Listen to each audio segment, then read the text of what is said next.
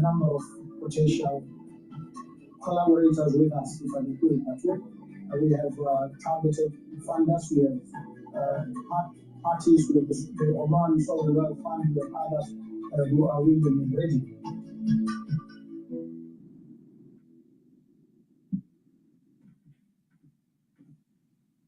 Bringing you up-to-the-minute economic news whenever and wherever it happens. I'm Flossie Lapon, Sintra, Portugal, and this is Bloomberg.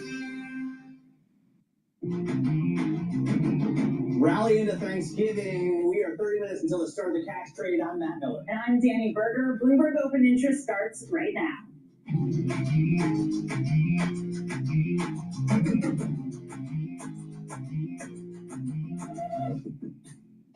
Stocks gain momentum on this Thanksgiving Eve with bullish bets for 2026 starting to flood in. Adding to that optimism is news that Trump ally Kevin Hassett has emerged as the frontrunner to be the next Fed chair. And while the AI competition continues to play out, investors turn toward more defensive corners of the equity markets. So viewers that have been watching Bloomberg TV all day would have seen us earlier and seen us break what I think maybe the most interesting, well, it's the only earnings of today, but one of the more interesting earnings of this week, and it was DeER. They issued their first fiscal outlook for 2025, or their outlook for fiscal 2025, but that fell short of expectations. There's a lot of uncertainty about the timing of a recovery in the U.S. farming economy. Matt, those shares falling 4% in the pre-market. Yeah, I think it's a really fascinating, multifaceted story. We're going to touch on that again in this hour. Checking on NVIDIA, which was down more than 14% this month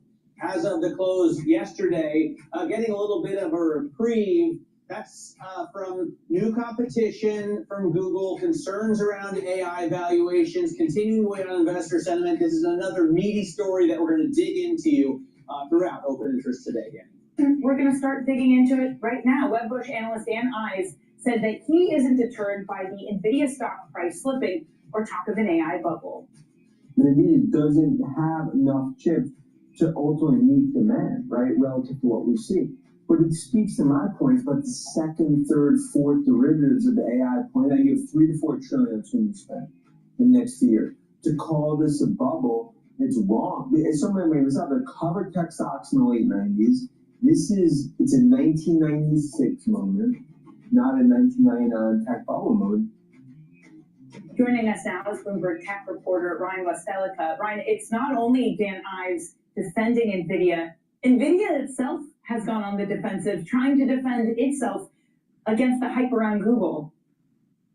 Yes, good morning. Thanks for having me. So yeah, there's been a lot of discussion and analysis about what does NVIDIA's market share potential look like, especially given the increased attention and focus that's being put on Alphabet's TPU chips. Now, I'll say these aren't exactly a direct sort of comparison to NVIDIA's GPU chips. They're much more specific, but they are designed to work on AI cloud workloads, which is what a lot of these chips are being used for. So as Alphabet starts to get these orders, we saw Anthropic, there was a report of Meta earlier this week. People are starting to reassess how dominant is NVIDIA going to be. Now, most people do think it's going to be very dominant. It's going to continue to be a major player, but there are very different implications for the stock and the valuation if the market share stays around 80-90% or if it goes down a lot lower.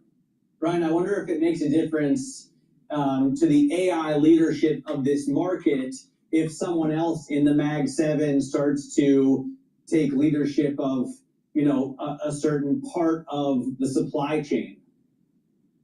Yeah, what's been a very interesting trade to look at, especially recently, is all the companies that are sort of connected to the Alphabet side of the trade, meaning companies like Broadcom, those have been doing very well, whereas companies that are more tied to the OpenAI sort of things, which is NVIDIA, AMD, Microsoft, Oracle, those stocks have really been struggling this week. So it's been a very interesting sort of disparity among those two groups. All right, Ryan, thanks so much for joining us. This is a story we're going to keep talking about, not only throughout the rest of the day, but probably the rest of the decade. Ryan Blastelica there covers tech stocks for us out of Chicago. Now, on the earnings front, DeER falls after its 2026 outlook comes up well short of expectations.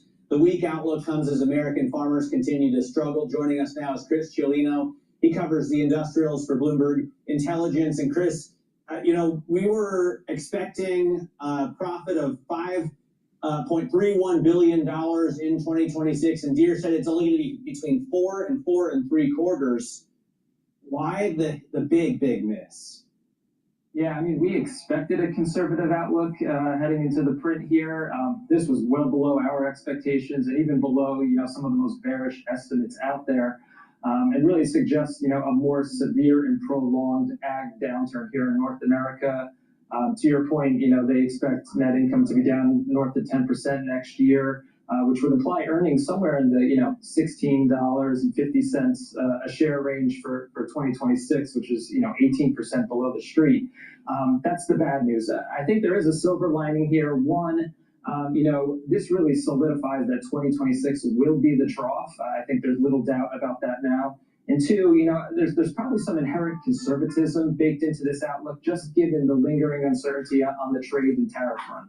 Well, to that point, President Trump recently had a phone call with President Xi. Soybeans always on the agenda, and not to mention administration that wants to support farmers and might do so with stimulus to them. So, Chris, was this a kitchen sink moment with the government coming to rescue farmers and therefore Deere?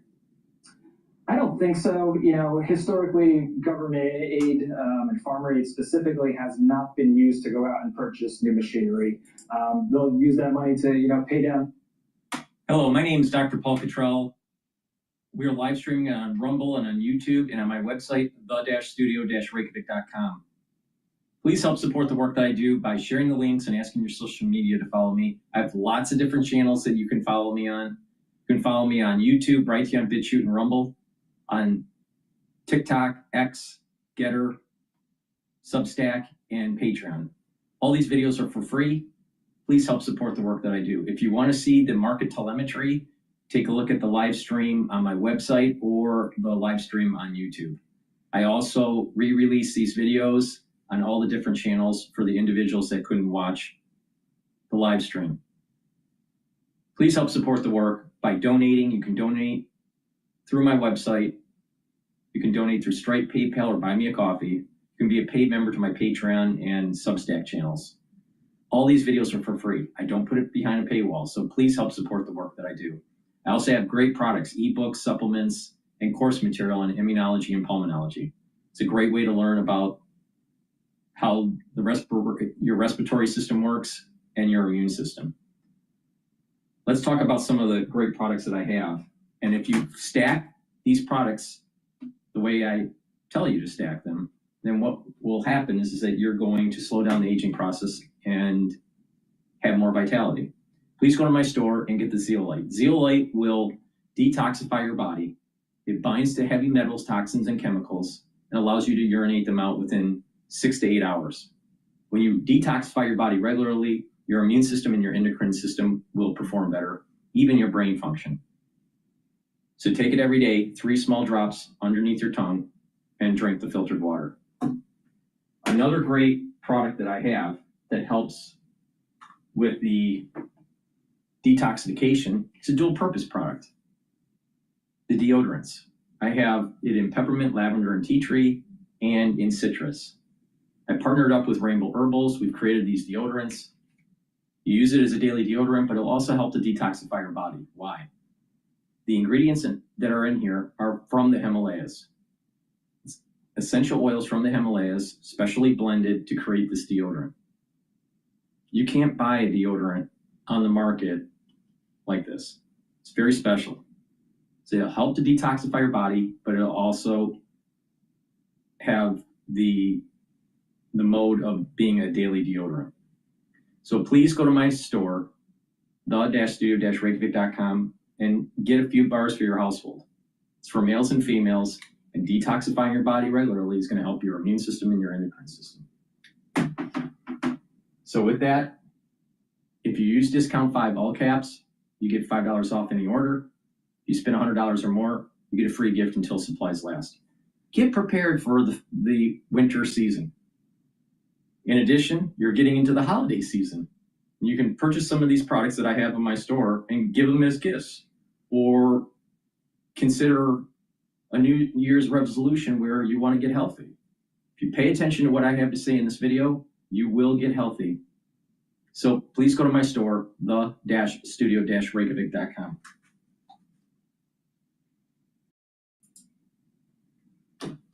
Chairman Powell, might not be so much of a strike against him, especially if the objective is to roll back the extent to which they are providing any sort of forward guidance or any sort of messaging. I think they view that sort of transparency, the reliance on forward guidance, almost as a little bit of a policy mistake. And we've seen it a little bit just in recent weeks. We saw Fed branch presidents coming out very hawkish through October, and then really adjusted pricing for the December rate cut. And then again, we experienced a little bit of whiplash when New York Fed President John Williams came out last week. And now we have about a 90% probability of a rate cut in December priced in. That's sort of a whiplash and an attempt to manipulate markets with forward guidance is the sort of thing the administration is looking to move away from. The fact that he doesn't have an A+ in terms of communication probably isn't that big of a strike against him. All right, Stuart, thanks so much for joining us. Stuart Paul from Bloomberg Economics. We're going to check back in with you in about an hour's time. Let's check in right now on what's going on in the markets. We have futures rising ahead of the opening bell right now, looking at gains of 0.25% on S&P futures, a little bit more on NASDAQ futures. And it's interesting, even with the concern of NVIDIA losing out, at least in some sense, to Google, you still see those shares rebounding. That's obviously going to drive the trade today. Yeah, and you saw yesterday being able to mark gains too, even though NVIDIA fell. But I guess you just need something else to take the mantle, like a Google that's done so well over the past few sessions. By the way, some of the other movers on our radar this morning, Dell has raised its shipment projections for the AI server market as it capitalizes on the data center boom because everything tech is an AI trade. HP's profit outlook, and by the way, this is an AI story as well. Of course it is. Missed estimates for the year as memory chip costs weigh on earnings, but it also, HP that is, announced 4,000 to 6,000 job cuts through fiscal 2028, which is, clearly it's a long way away. I mean, we're gonna have robot overlords by 2028. Who knows what AI will look like? They're saying that they're We're gonna pivot over to what's happening in education, especially with AI. Now, in terms of the NVIDIA chips, NVIDIA uses GPUs. Alphabet has developed chips and have been using them for their AI research. That's called a TPU. And the mathematics to solve problems is different. A tensor type mathematics versus this typical GPU that's coming from NVIDIA. So with that said, that means that there's less energy that will be used with the TPUs. And supposedly it can do just as well, if not better, than what NVIDIA is doing with their high-end chips. Now, a couple videos ago, so this is episode 24, Fuse episode 24, I think it was episode 22, or maybe it was 21, but I was mentioning that AI and these server farms that are doing the calculations and using neural network algorithms to build their LLMs, to build these frontier models. It consumes a lot of energy. And until chip design, until the semiconductor industry starts to mimic the way the brain works, it's going to be inefficient. It's going to need a lot. It's going to have to compute with a lot of brawn force, because it's not modeling the same way the brain works. Now, let me give you an example of what I mean. We can do a lot in such a small space, right? So our brain capacity is limited to our cranial capacity, our cranial volume.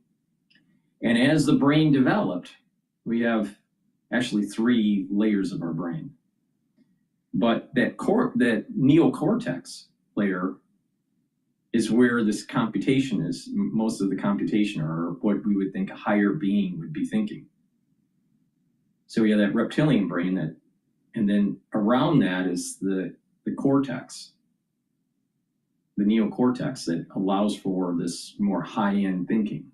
Now, even our cranial capacity was, because it's limited, we have undulations, these convolutions in the brain. So these bumps and crevices, these convolutions for the brain to be able to have more neocortex packaged in a small space. So during our evolutionary process, we actually started to have more creases and bumps for our brain, more convolutions. If you look at a species that is lower end in cortical computing or cortical computation, the capacity, they usually have smoother brains. All right, their convolutions are less. So we have these convolutions because of this limited capacity in the skull. And then we have these different layers that we're developing for the neocortex. But the way the computation takes place between neurons, by shooting a neurotransmitter, having the dendrites in a network that is allowing communication and storing information. And it fires a certain way and a thought happens, or it fires a certain way and you're able to move your arms or whatever, okay? So you have these networks that are built, but not just do you have these neurotransmitters being created and communicating to a different neuron or a series of neurons that have feedback loops, negative and positive feedback loops. You also really have communication through the axon. And the axon is the longer part of the neuron. So the neuron is computing by creating a neurotransmitter and shooting a signal to a adjacent neuron. That's how neural networks computation works. It's trying to model that kind of, in computers, it's modeling that kind of computation. Neuron next to other neurons connected and shooting a neurotransmitter, and that memory of that communication means something, a thought, piece of music that you remembered or whatever. So that's similar, not exact, but similar to neural network computing. And that's what all these chips are based off of this using a software model to compute and embedding some of that into the chip and allowing for high-end computation to take place. So it's a combination of software and chip design. But we have axons and research that's coming from Penrose and Hammeroff back in 2010, I think it was. We're stating that there's also computation that's taking place along the axon. And it's not 2-bit. I think it was 8-bit computation. But the point here is that there's higher levels of computation that's taking place inside the neuron. So it's not just neuron to neuron, but also within the neuron. We haven't developed algorithms, at least being used in practice. We haven't developed algorithms or chip design that's mimicking really what's going on in the brain. So you have these big servers, they're trying to understand, collect information and get meaning out of it, and being able to create important text or summaries or generative AI.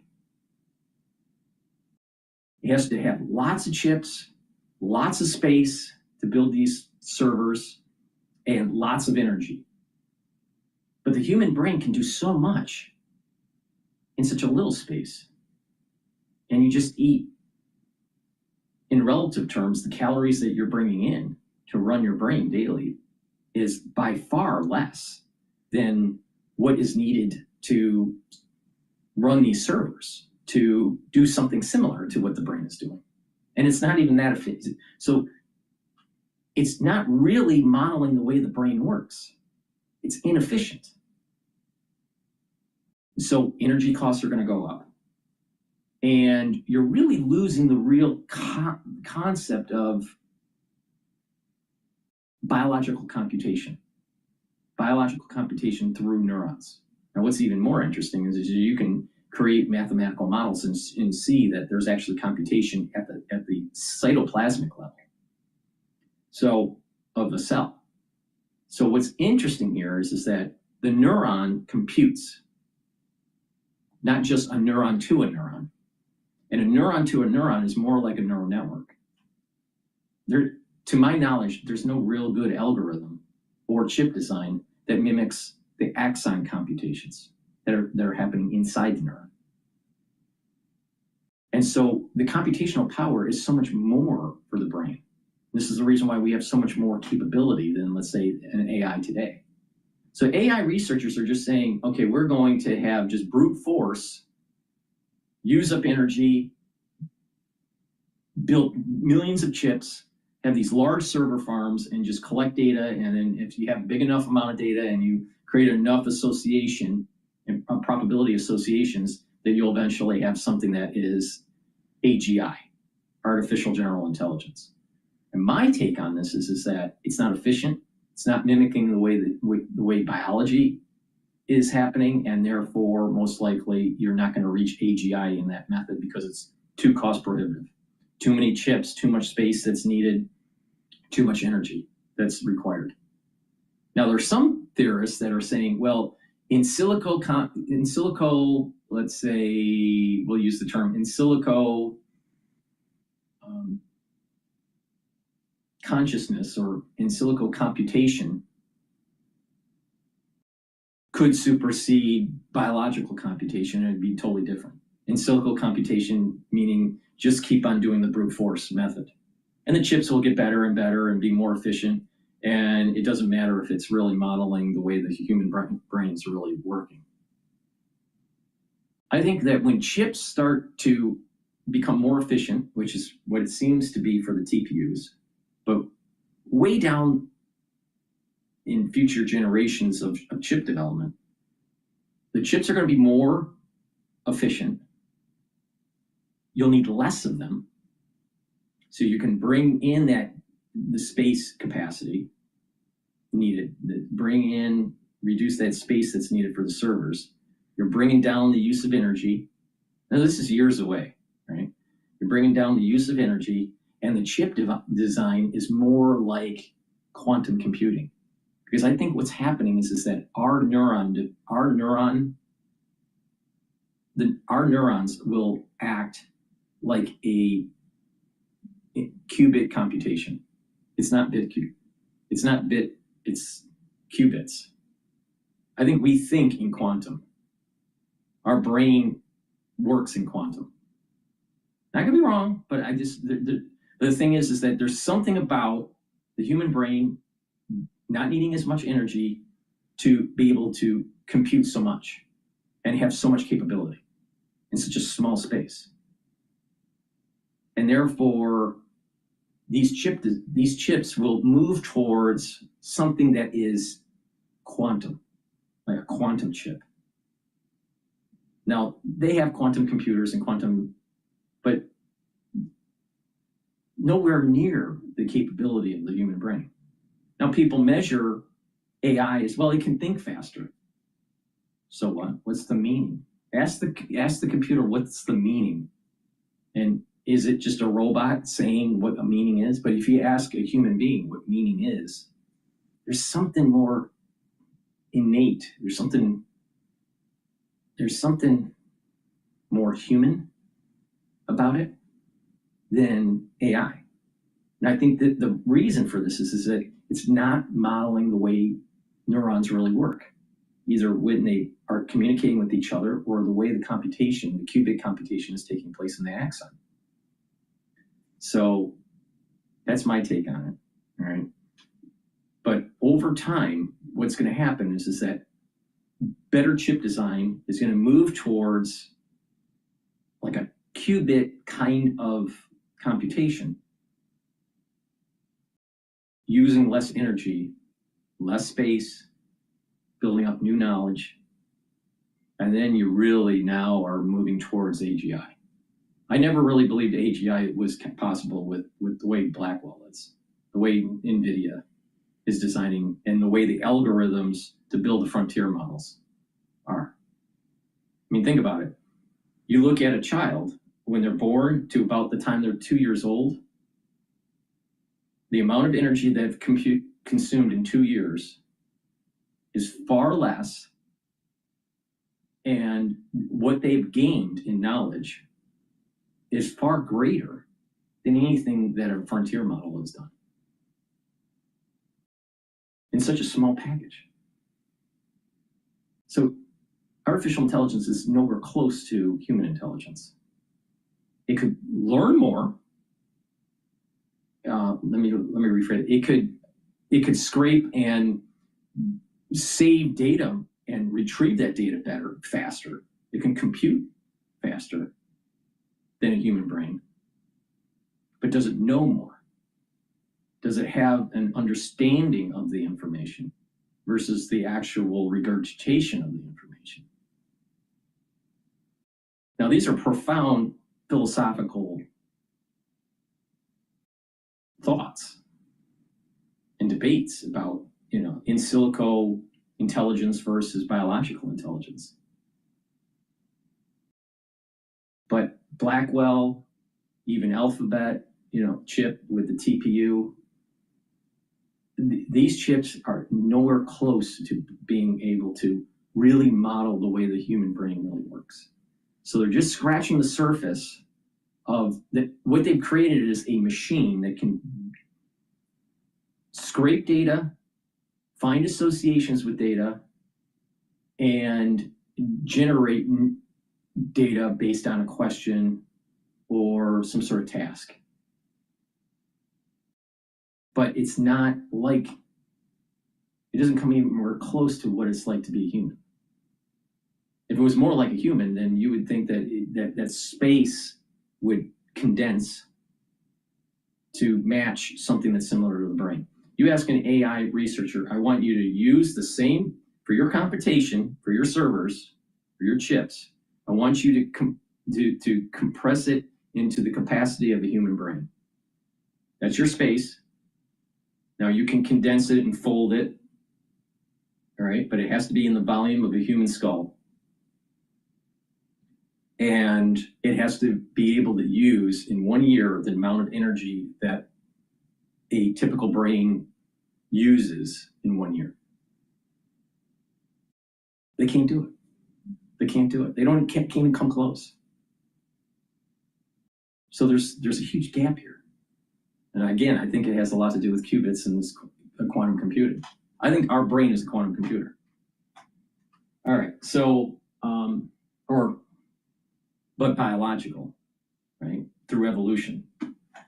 Okay, so let's go to education here and how students are cheating using AI and how it's affecting education. Before we do, please go to my store, the-studio-reykjavik.com, and get the lavender and the peppermint structural nano silver soap. I also have it in lemongrass and charcoal tea tree. Very high quality soaps made from structural nano silver, great for the winter season. But you can use it year round. It helps to improve your skin health, and it helps to support the work that I do. And it's a great gift. This is a great stocking stuffer. So please go to my store, get a few bars of this structural nano silver soap, help support the work that I do, and use discount 5. You get $5 off any order. And if you spend $100 or more, you get a free gift until supplies last.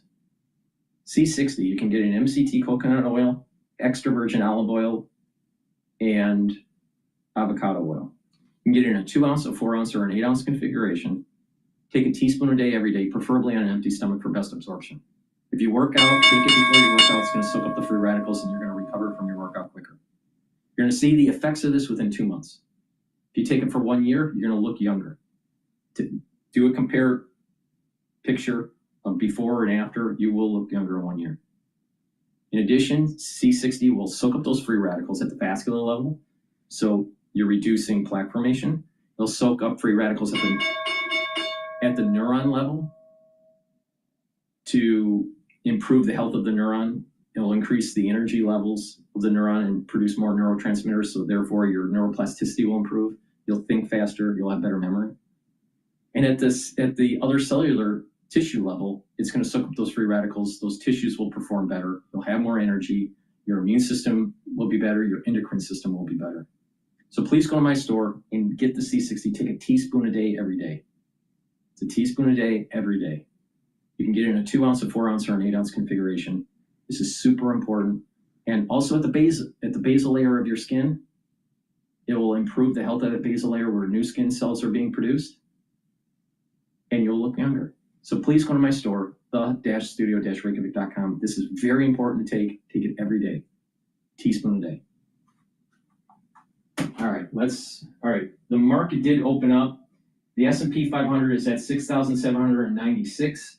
I have a target of 6,850 per year end to about 6,900. The VIX index is at 17.86. Oil is trading at $57.81 a barrel. Natural gas is trading at 4.59. And Bitcoin is trading at 87,000. All right, let's listen into this clip about education being changed because of ChatGPT. At universities across the country is the first to have spent nearly its entire college career in the age of generative AI, a type of artificial intelligence that can create new content like text and images. As the technology improves, it's harder to distinguish from human work, and it's shaking academia to its core with some very big questions. Special correspondent Fred DeSam-Lazaro has the story for our series, Rethinking College. And the principal of humanities says, treat all people as ends in themselves, never merely as means. About 2 years ago, Megan Fritz, a philosophy professor at the University of Arkansas at Little Rock, began spotting something unusual about her students' writing. You suddenly get an essay or a test answer, some kind of assignment from a student whose normal writing you're familiar with, and you get something back that sort of sounds like an official business document or a piece of technical writing that sounds very highly polished, but very impersonal. Impersonal because it likely wasn't written by a person. This was the beginning of a turning point for higher ed, as generative AI had swept through not only her campus, but college campuses across the country.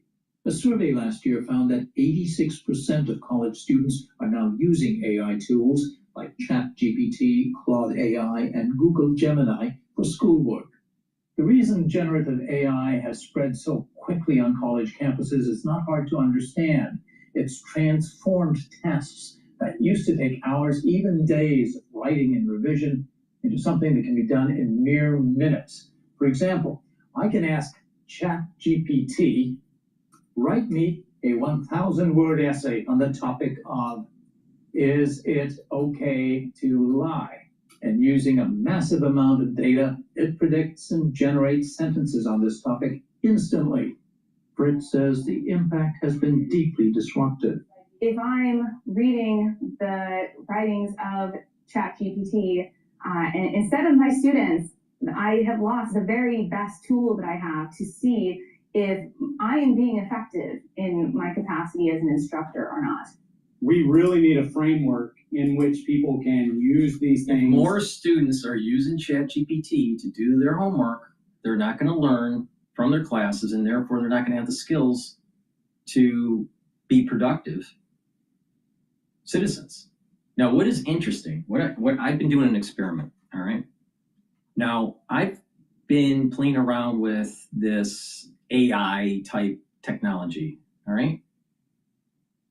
Now, I've done it in different subjects. One has been in medical research, all right?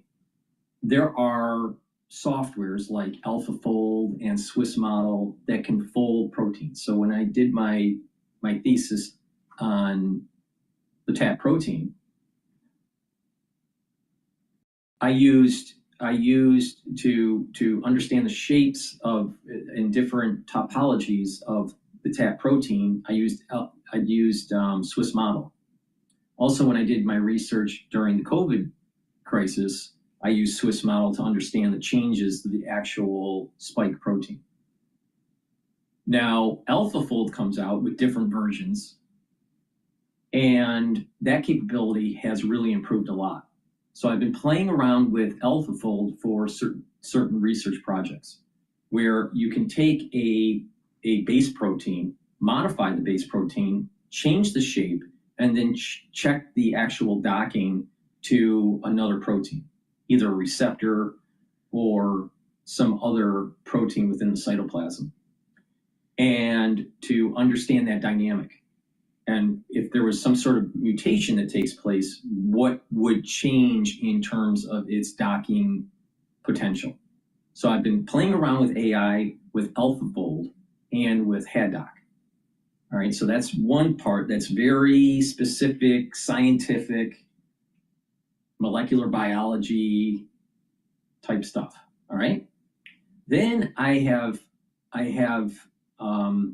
been playing around with generative AI in engineering, and generative AI in engineering for mechanical engineering or structural engineering, and that's through Fusion 360. Fusion 360 is a CAD/CAM CAE software that you can design or manufacture or even create simulations for mechanical engineering. All right. Now, also electrical engineering and other engineerings, but the thing is that there is a capability within that software where you can do generative design. Well, what that basically is that you're taking a shape or you're taking a boundaried space and you create conditions. I want a rigid body here, a slide joint going, let's say on the x-axis, you put some loads that are either static or dynamic, and it will start to generate a ideal shape. Now that shape may not be manufacturable with molds, but it usually is manufacturable within additive manufacturing, which is stereolithography, or the layman term is 3D printing. But through additive manufacturing, these shapes are usually producible. But for mass production, you have to modify it. You can break up the design, have it multiple pieces, whatever. But you can design new structures in it instead of building it, designing it manually and creating surfaces or solid structures and cutting and doing Boolean properties to them. It will generate the shape for you, and then you can modify it. You can use it or modify it to your liking, either because of styling or because of manufacturing constraints or whatever it is. So Autodesk, which is the owner of all these different softwares, but Fusion 360 is one of these softwares that will do the generative AI. Works really well. All right. But this type of technology for generative design goes all the way back to 1999 and 2000 under Hypermesh. Hypermesh was a technology, a company that basically took tessellated data. All right, so when you're doing CAE, computer-aided engineering, you usually take a surface or a structure and you have to mesh it, and then you put loads on it, and then you do your analysis, and it'll tell you where the weak spots are. Or you can, do a thermal analysis to find out where the heat sinks are or whatever. but you have to mesh it. Well, back in the 1999 and 2000, Hypermesh was able to do something similar where you created constraints and it used a mesh to give you the structure you needed, and then you would build manually surfaces that would map on that mesh. So it's called perturbation. So it would perturbate the mesh based on the constraints that you had, the rigid constraints and the load constraints, and it would perturbate during a time series and build a structure and say, I need this area to be reinforced, I don't need it. So it would trim space or structure and add structure. That was the beginnings of generative design, and that goes all the way back to 1999. So all this generative AI stuff, for the layman, it's text. It's creating a spreadsheet. It's compiling data or doing an analysis that's typical for, let's say, an entry level or data analyst. All right. But this generative AI in terms of engineering, that's been around since 1999. And we were using it in automotive through Hypermesh. Now, what's different in Fusion 360 is that it's more advanced. It's more advanced. It creates more complex structures, and you can use those structures immediately if you want to in additive manufacturing. And in many cases, you have to modify it for styling, for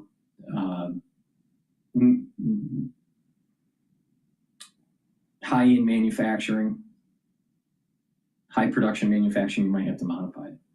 But that's where expertise comes in. The thing is that it's here, and it's been here for a long time. A lot of people don't realize it.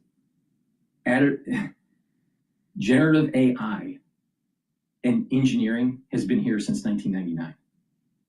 And a lot of people are like, oh, 3D printing is so advanced. 3D printing has been around for a long time. Stereolithography was used in automotive for a long time. You know, stereolithography, my first exposure and use of stereolithography was back in 1994. But these machines were $250,000 to use. And at that time, the materials, because it was what is called a photopolymer, a laser would solidify the liquid and then slowly create the part. But now the materials that are used in additive manufacturing are better plastics. Some of them are metals. So the additive manufacturing, stereolithography has advanced a lot since 1994. So 3D printing has been around for a long time. It just wasn't affordable for the masses. And the materials used are far better. The capabilities are far better now. Generative design has been around, to my knowledge, in use, and I used it back in 1999. So this is not new. It's just everything's faster. And, you know, unfortunately, many people don't realize the smartest people in your society are the engineers. It's not the doctors, it's not the lawyers, it's the engineers of different disciplines, mechanical, chemical, electrical, but those are the smartest ones in your society. And these people have been using this type of technology going all the way back to the 1990s. And now all of a sudden, mainstream population is starting to get exposed to something that engineers have been exposed to for over 25 years. So, all right. So for Fusion 360, which is a newer software that came out by Autodesk a few years ago, but it's a very powerful software. And one of those features is the generative design feature. All right, but that's really coming off of like the Hypermesh days. Now, another little experiment that I did was more with Grok. You know, if I'm using a prompt, it's almost exclusively Grok. I do a little bit of ChatGPT, but most of it's Grok. Now, through the ChatGPT, it's through maybe Copilot on PowerPoint or Excel, or if I am, searching something on the web, and then there's the AI assistant. You click that, and it's ChatGPT, and it'll give you, So when I do web search, it's ChatGPT. It's an AI search now. It's not the old way of doing it with Google. But with Grok, I've been doing these different experiments where you can read let's say, for medicine, you can read radiological scans, and it's very accurate. It can read a EKG, it's very accurate. An ECG, very accurate.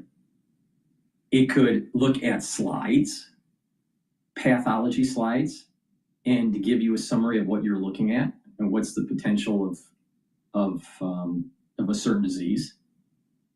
You can load up blood work, and it'll give you a summary and hint that a potential disease is starting to emerge, or a patient may have it. So these AI prompts now can summarize large sets of data that's unstructured and give you something that's accurate. You can you can use AI instead. Grok has also like a Wikipedia version, but it looks like Grok just scraped Wikipedia. But if you're just not doing Grokpedia and you're just using Grok, and you're asking a question for research, like what is the definition of whatever, or compare the differences between utilitarianism versus egoism, and it's a great way to do research. But you got to think. It's not just copy paste. So living in that kind of world is important to understand. How do you use these AI tools to become more like, what's this guy's name, from Iron Man? Tony Stark. The idea that you have systems available to you, that if you are an intelligent individual, you can move faster. Now, the average person, they're not that smart, or they're lazy, and so they're not going to fully use the potentiality. The average person isn't going to understand generative design, or how to use it, or why to use it, because they don't have the creative ability, or they're too lazy.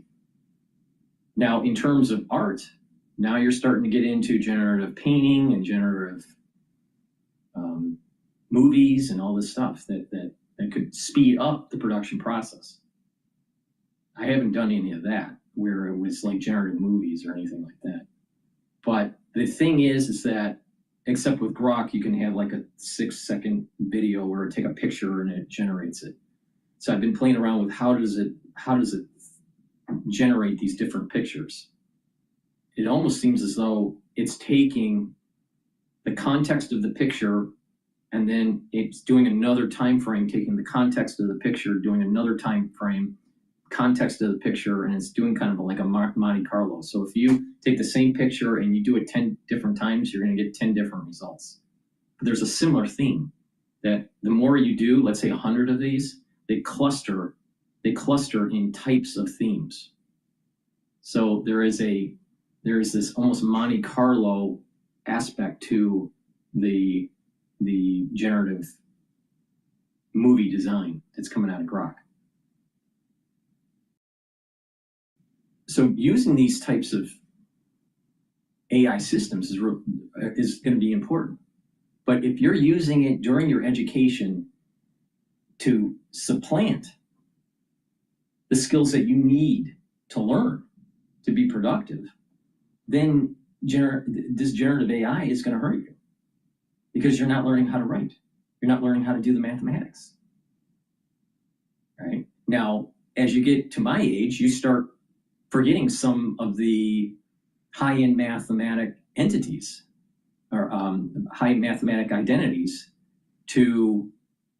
so you have to like research, okay, if you have this type of polynomial and you're going to be doing a Schrodinger's equation, you know, how do you solve for blah, blah, blah? And then Grok would, you know, show you how to do it. But you got to know what to ask and why you're asking it. Well, if you don't learn it for your base, if you don't understand how to collapse the wave function, you know, in quantum mechanics, then you don't really know how to use the tool, right? So you can use the tool to do research. You can use the tool to remind you of something that you may have forgotten. You can use the tool to enhance your skills. But if you use the tool to supplant your skills, that's a big problem. Then you're going to have a population that doesn't know how to read, doesn't know how to write, doesn't know how to do mathematics. And we already have that problem today, before generative AI being massively implemented through ChatGPT. So don't think that AI has been around just, you know, has been in existence in such a short amount of time because of ChatGPT. AI has been around for a long time. It's been in research centers, and it's been implemented through generative AI, especially in computer-aided engineering, going all the way back to 1999. So another experiment that I've done in Grok is creating a list, almost like a syllabus, of certain things that I would want to learn. All right, like what would you, let's say you wanted to learn about the top 10 philosophers. Who are they? What do they do? And create a syllabus or a rubric to learn that subject in a short amount of time. What do you need to watch? What do you need to read? What, you know, research articles should be the best to read or whatever. And they could summarize this and then it'll put you on the path. So it's AI can be used as a personal tutor at a very high level if you know how to use this. Most people are too stupid to do it. They're not smart enough. But the thing is that you can, AI is right there at the edge where you can create your own tutor. And with what has been published on YouTube, what has been published in research articles, what's been published in books, when you couple all these together, the AI, syllabus, and understanding certain concepts in a quick manner, reading certain materials, watching certain materials, you now have all the modalities of a personalized education. You can learn anything, anything. If you have the will, you can learn anything now. And you don't need school. Anything. You pick the subject, you can learn anything. That's where we're at right now. And I've been experimenting with it, and it's working. It's working. So what this means is that standard education is no longer needed. Now, to socialize, to build friends and build social networks, that's important. To build a base of knowledge, to be able to be a productive citizen, that's important. And maybe that's why we need higher education. But if you have the will, you can learn anything. Molecular biology, mathematics, engineering, anything in the humanities. But you have to have the will. Most people won't be able to use these technologies to their full benefit because they're lazy. So that's my experiment that I've done. with AI. It works. We're at a point that's very similar to the movie Iron Man with Tony Stark, you know, being able to develop the suit, the Iron Man suit, and doing all this generative part design and all this. If you know CAD, if you have capabilities of generative AI, if you know what you want to build, you can do this. This is now. This is not like in the future. It's now. But most people aren't smart enough to know how to do it. I know how to do this, but that's because my experience level is so much higher than most people out there in the public.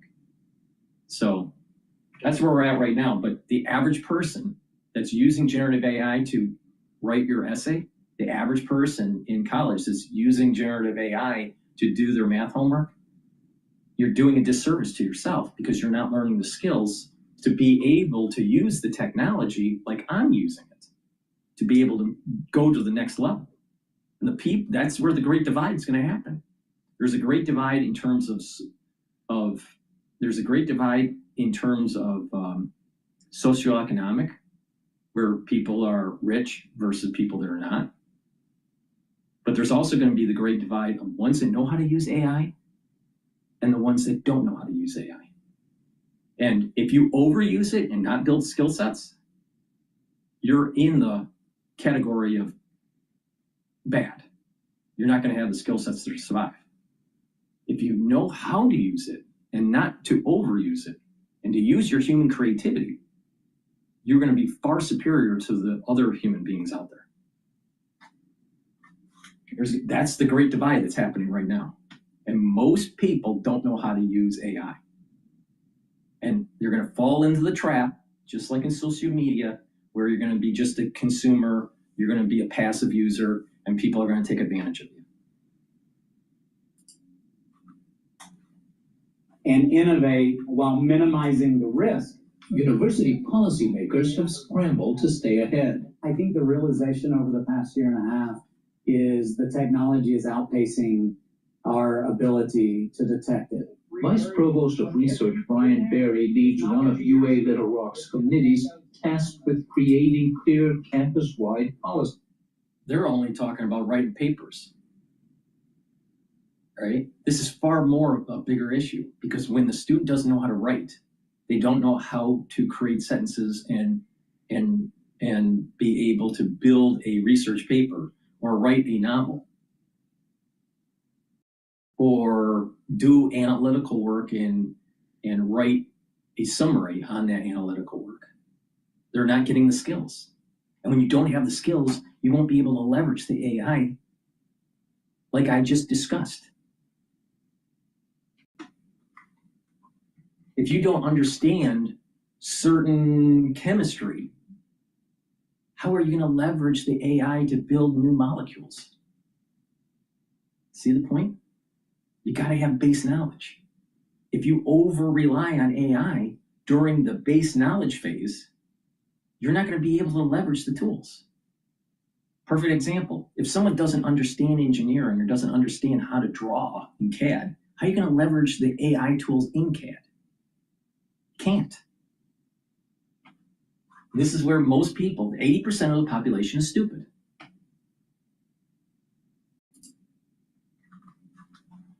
On AI, I think it really comes down to us helping students understand what's at risk, helping them understand that if they use AI in the right way, it's literally the most powerful tool that they've ever been able to use, and it will make huge differences. But if they use it in the wrong way, it could short-circuit their learning process.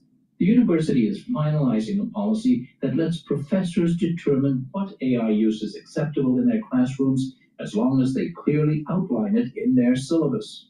But for Fritz, who has a strict no AI policy, identifying it has been complicated and time-consuming. So Phrasely is one of the softwares that I use. If I suspect AI use, then the first thing I do is I do use detection softwares. I actually use 8 different detection softwares. If her suspicion is confirmed, she does meet with the student. And if they can talk about the thing that they wrote about, then great. But a lot of times they can't. Sounds like it's tedious and a lot more work for professors like yourself.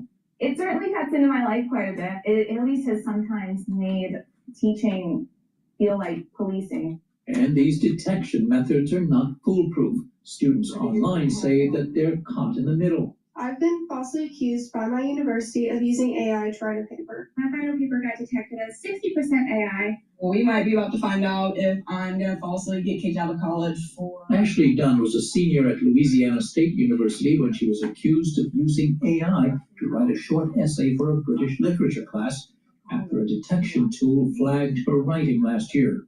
And I was like, am I going to fail this class? Am I going to get a 0? Every college takes plagiarism and that kind of thing very seriously. So I was just freaking out.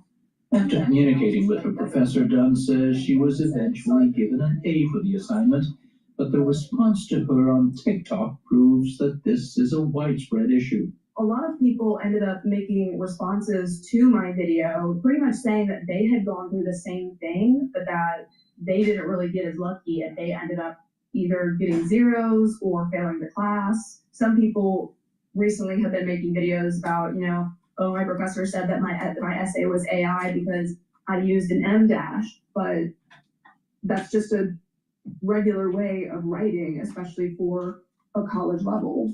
You're going to be asked to go out and venture into Gen AI? Not all schools are anti-AI. Some are actually looking for ways to embrace it. Lori Kendall teaches an entrepreneurship class in the Fisher College of Business at The Ohio State University. When Gen AI came out, I and every other instructor did, oh great, now what? Do we allow AI? Do we not allow AI? This is where I disagree with that. I mean, she's right that generative AI just recently came out to the masses, all right? But generative AI has been around from my experience of this since 1999 in engineering with hypermesh, all right? Through perturbation analysis of mesh structures to develop structures that can withstand certain stresses, either thermal stresses or mechanical stresses.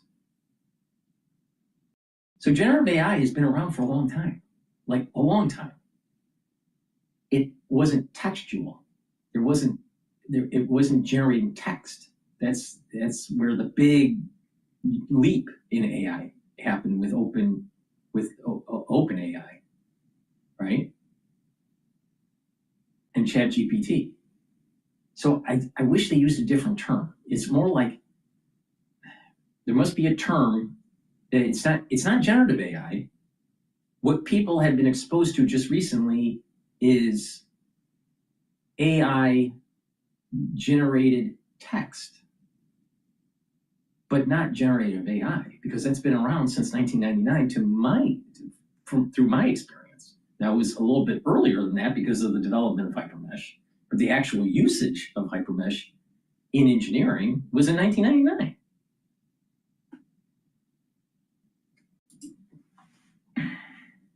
Anyway. She now encourages her students to use AI to critically examine their original work and as a learning aid.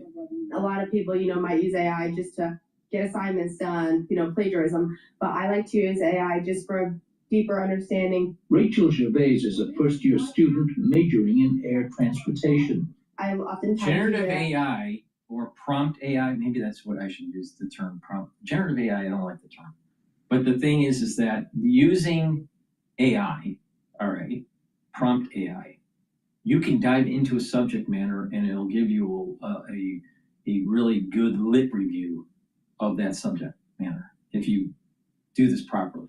So you'll get and in medical school, it's a style of learning in medical school where you are bombarded with so much information in such a short amount of time. You have to speed up your learning process. You're gonna have to be able to read faster, obtain knowledge, get to the point, and go build off of that quickly, right? So you're reading tons of information, and you have to boil down the essence of it quickly. Prompt engineer, prompt AI is going to allow for individuals to learn any subject matter quickly, but you have to learn it. You can't just copy paste it. You got to understand what the nuances are. What's the compare and contrast? You have to understand. So it's a great way to summarize lit reviews, but you still need to dive in to the actual citations, because this prompt AI may generate false information. And not only that, it's a good start.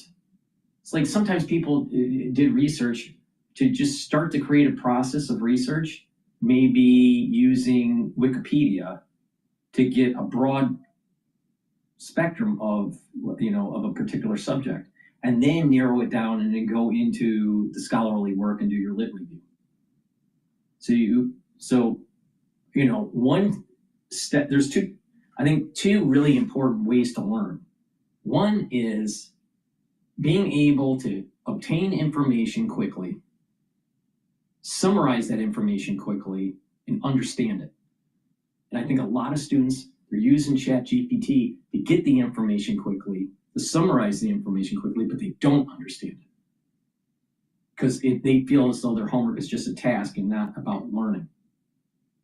All right.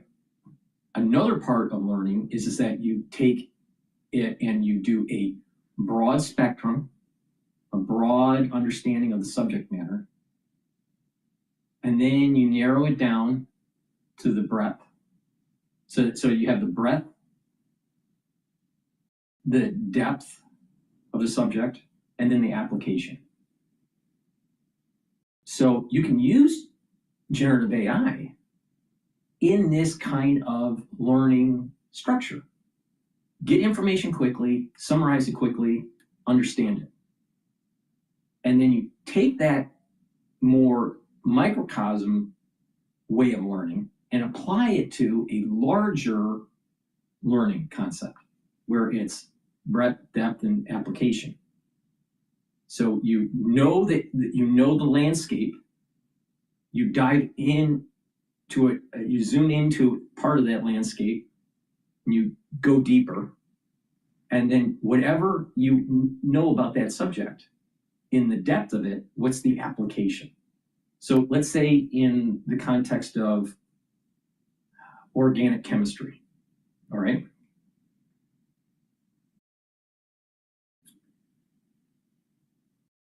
You have different subjects within organic chemistry. That's the landscape, the breadth. And summarizing, let's say, the key 10 subject matters in organic chemistry. And you can zoom into one area where it's dealing with, let's say, the usage of double bonded carbon molecules. Not single bonded, but double bonded, with a certain group, the add-on group, let's say a nitrogen group, all right? So that's drilling down deeper.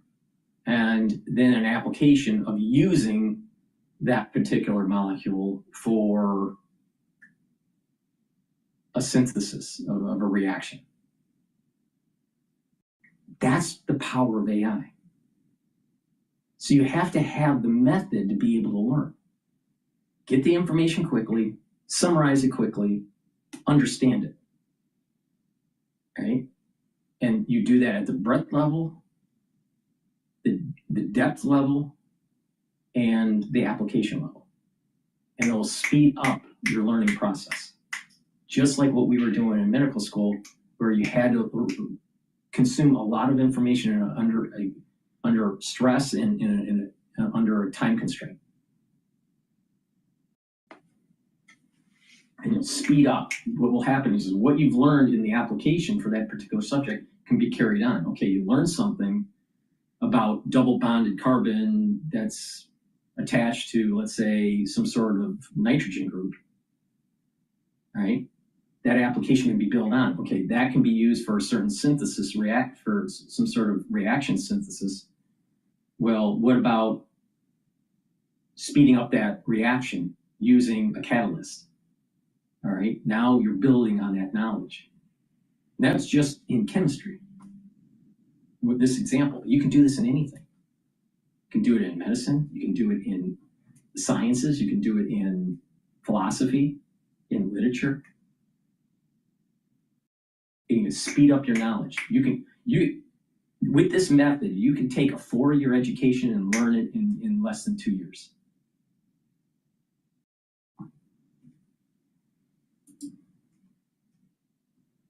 To create questions regarding this topic so I not only get a better understanding of the actual material, but I also can test and see what I need to maybe focus on even more. If you don't use AI or the next technology that comes along to be more effective, you're not going to be competitive in the job market. The job market's changing right underneath your feet. As the Chief Academic Officer, I get to decide on academic integrity issues, honor code, and violations. Ravi Bellamkonda is Executive Vice President and Provost at Ohio State University. He says he was struck by one alleged violation last year, a student accused of using AI. It was a case of cheating, he says, but it made him think. What if there existed technology that indeed lets our students produce work of very high quality? Should we investigate this a little further? Bellamkonda spearheaded Ohio State's new AI fluency initiative, which requires using AI. If I was the president of a university, I would say using AI to be able to obtain information instead of spending hours researching 10 books and summarizing that information, but understanding it, and then taking that understanding and writing a paper that is not generated by AI is the proper way of doing it. Because what you're doing is you're speeding it up, but you have to make sure that you check the sources. If they're scholarly sources, peer-reviewed, depending on what the subject matter is, but peer-reviewed, then it should be in your paper, in your essay or whatever. But you have to write that essay. And I think that what happens is that you get a computer, all right? Some people don't want to write their essay and teachers don't want to read the chicken scratch, but they have to write it in class. And you have proctors walking around making sure that they're not using a ChatGPT system, or you kick them out. Or you can have a login system where it's a word processor and it doesn't allow you to load up anything else on your screen. But the bottom line is this: they need to write the paper. Now, they can have spell check and all that, with in their word processor, but they write it in class. And that forces them. Then you look at students today, they're having a hard time thinking, they're having a hard time writing, they have a hard time doing mathematics. And these are people that are coming from good schools. And it's because of TikTok and social media and the overuse of generative AI. They're not using the tool right. And if people use the tool the way I just said to use it, then people will be able to be more productive and more efficient.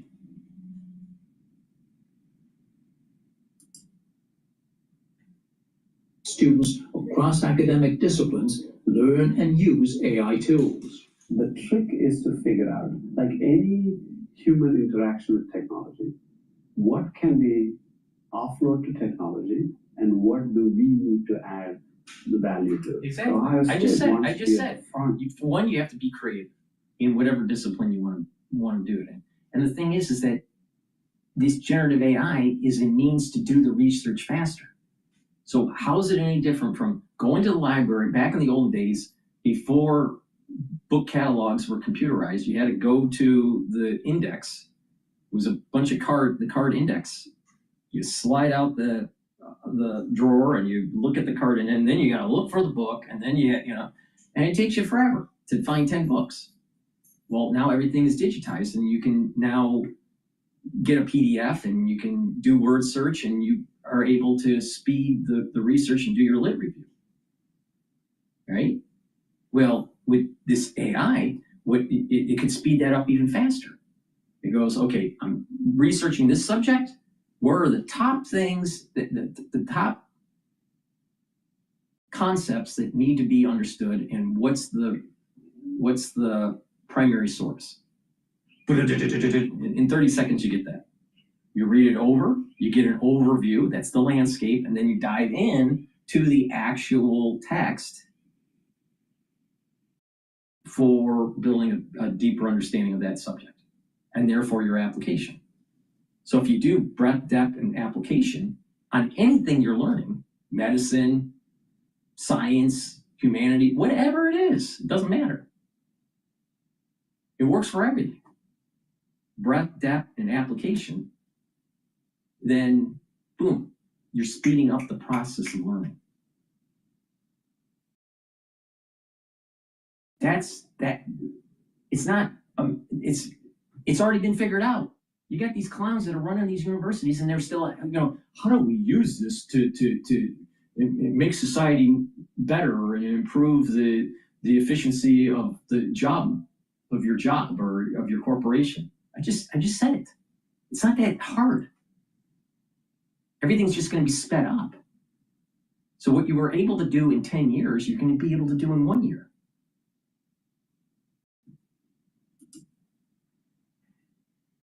Of that creation of those rules.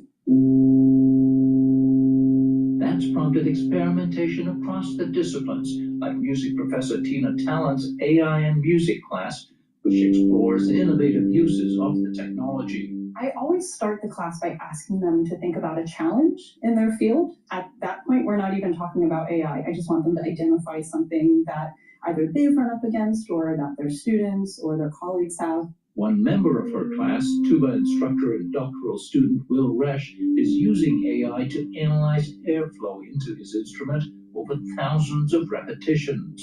The data will help guide students on how to play the perfect note. Another, Natalia Moreno Buitrago, is a music education grad student studying how babies acquire musical knowledge. She used to spend hours combing through home recordings of research subjects, listening for moments when parents or caregivers sing or hum around the infant. Now AI does this for her. If we critically examine the tools that we're engaging with and are actively so speeding up the analysis, like for in finance, you can use certain algorithms that have been developed to there's signals, right? There's signals in a data set, in a price movement. There's like a harmonic.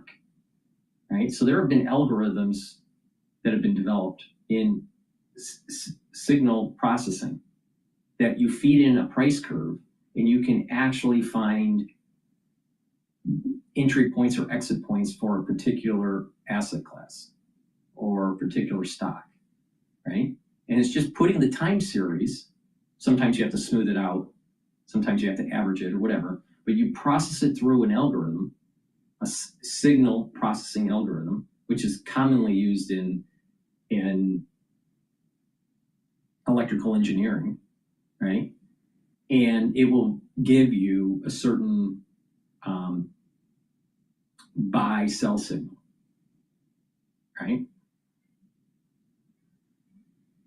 In a way that's kind of like, that's algorithmic trading. Now, if you build up large data sets and you feed it in and you add in some learning, machine learning, now you're moving into the realm of artificial intelligence, where a lot of people mix these two things together, artificial intelligence and machine learning. There's a debate on like, where does machine learning stop and artificial intelligence begins? There's a fuzzy area there. I think once you have a recursive kind of process that can build off of that knowledge, then you start moving into artificial intelligence. But either way, it's like a machine learning. But these types of systems of taking a data set that has a signal in there, or signals, and you're using an algorithm, a machine learning algorithm, or some other algorithm, or taking a neural network, which is an algorithm, and finding what that pattern is for pattern recognition within that series of data, price series of data, or a sound series of data, and coming up with some sort of analysis and recommendation of what that is, right? Some probability of it or whatever you're looking for. You could speed that up now with artificial intelligence. Back in the day before machine learning, and you just had these mathematical equations, you fed in the data and it would signal process that data and give you an output. That's kind of old coding way of doing it, right? So it's more algorithmic based. And then the machine learning where you're adding in more data sets and it's speeding up the process to get the same data. And then having it totally unstructured and using neural networks to learn what that data set really means and how do you benefit from it, how do you improve it, and that artificial intelligence will do it. Well, it's just speeding up the research. Back in the day, it was slow grind. You had to go one data set at a time through the algorithm. Then you could loop it with a for loop, and you just for next loop, right? And now you're being able to crunch more data. Well, with the world of big data and AI, you can have even more data and you crunch it. But the bottom line is that you get back to the same thing. What is the research question? What are you doing? So AI is just going to speed it up. But if you don't have the base knowledge of why you're doing what you're doing, you can't benefit from this. So if people circumvent their education and not learn, formally or informally, but they don't learn a subject, get the information, summarize it, and learn it, if you don't do that, you're not going to be able to benefit.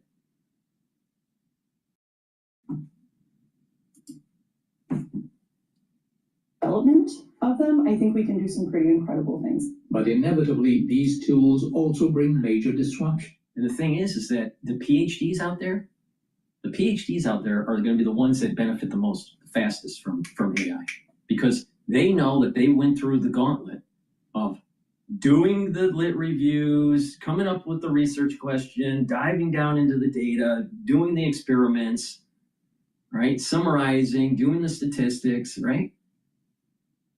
They know that long process. AI has crunched that process down. The average person hasn't done a PhD. The average person won't even know what the research process is. They don't even get it. They don't understand what it means to do something for 3 years researching. They don't get it. They don't understand. It's not in their understanding and mindset. So they're not going to benefit from it. So what did you see? Who's using the AI properly? Researchers. Doing fellowship work and postdoctoral work. Ones that are working on their PhD. Those are the ones that are using AI properly. But how did they get there? They learned a subject. Now, it doesn't matter if it's formally or informally. Learn the subject. If you apply the PhD mindset, you will learn faster.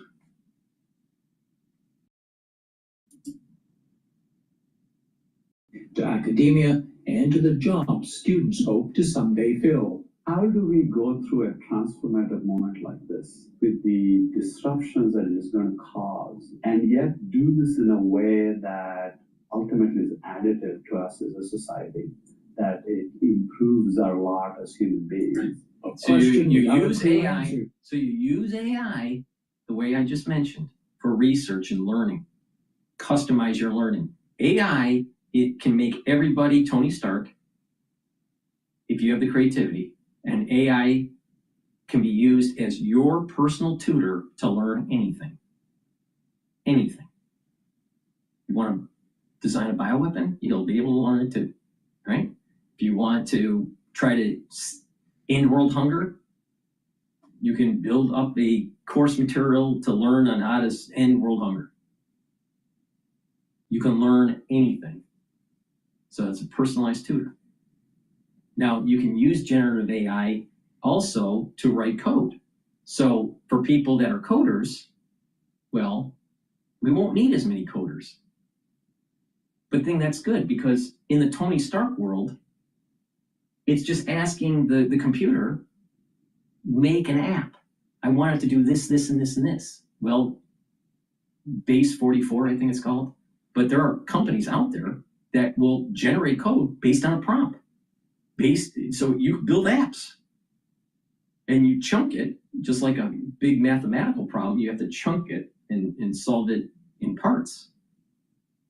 You build an app in parts by just telling the computer what you want. So now we're getting to the point of Tony Stark.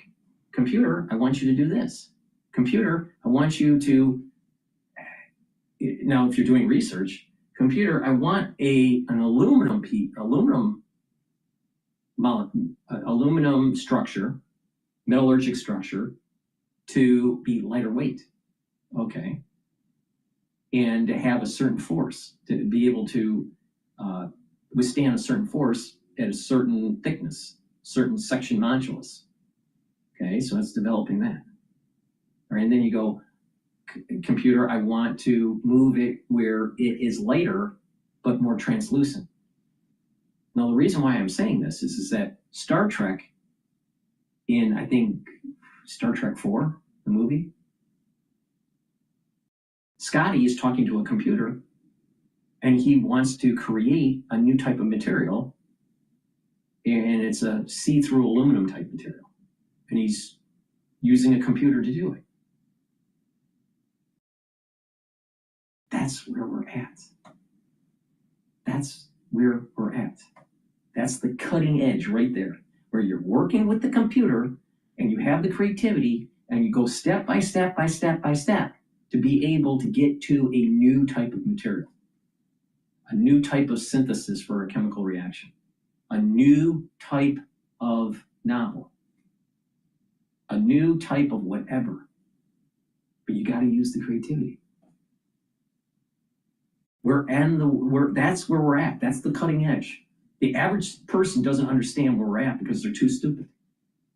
But the ones that are actually using this technology, that's the frontier. That's where we're at right now. We're creating exotic materials and substances and computational algorithms that would have taken years to create without the AI. The AI can't do it by itself. It needs the creativity of a human being. So what's going to prevent, what's going to be the bottleneck of AI isn't so much the computation of AI and how many chips there are and what the frontier models are. The bottleneck of AI is the creativity of the human being. And what's the ratio in the society between the doers and the lazy ones? That's the bottleneck.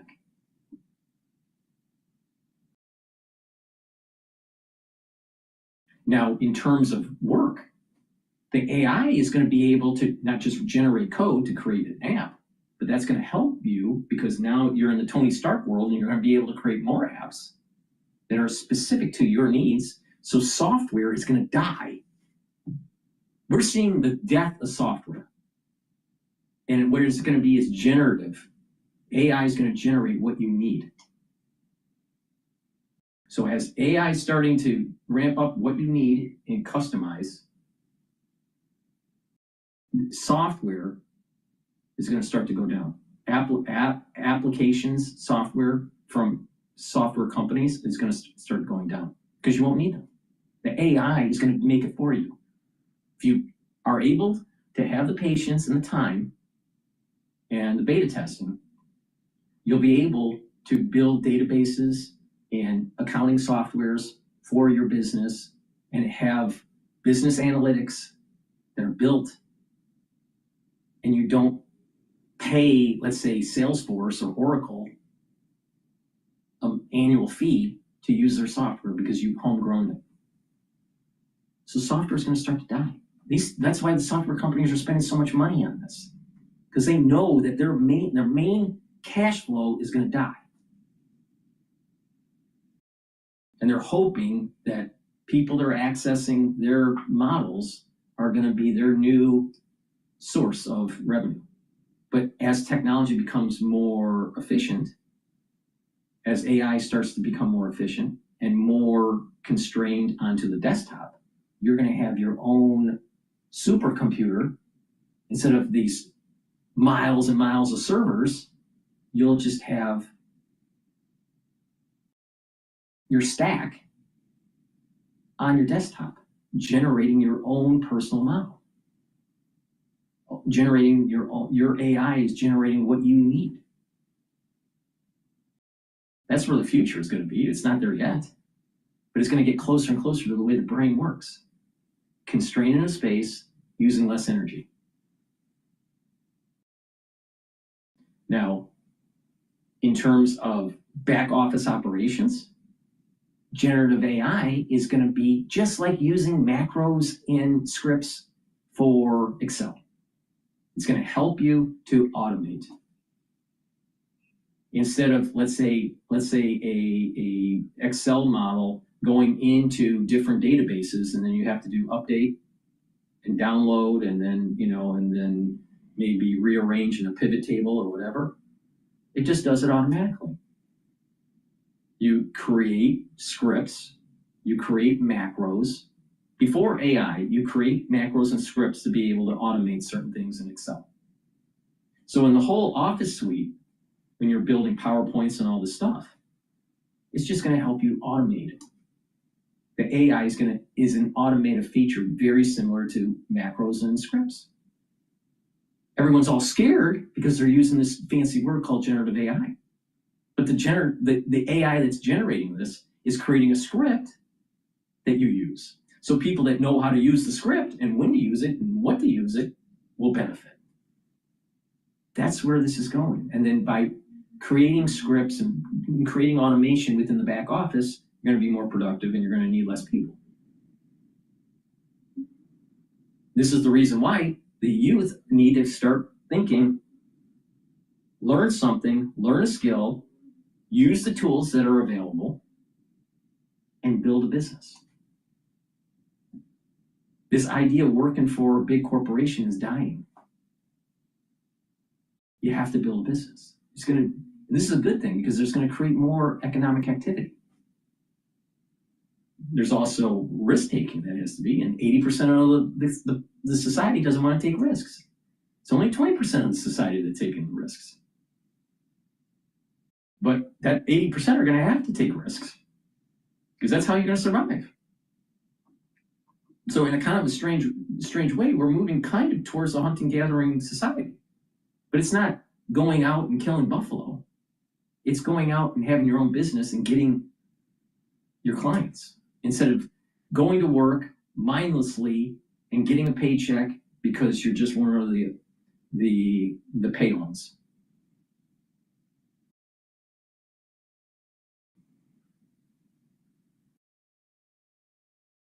I've already solved the problem.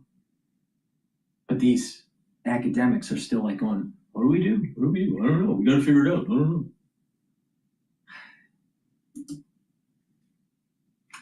Says, but one that students should help tackle. For the PBS NewsHour, I'm Fred DeSan-Lazaro in Columbus, Ohio.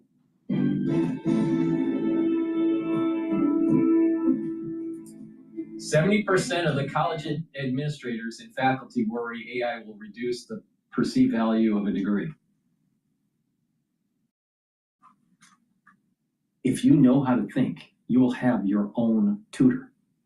Now, usually, when you are homeschooling, they come out, the kids know more than what was being taught in a public school.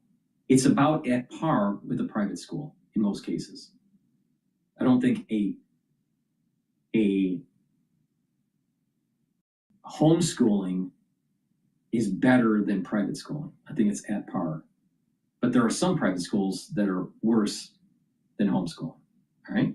But the best private schools are about at par with homeschooling. Homeschooling is way better than public schooling, by far.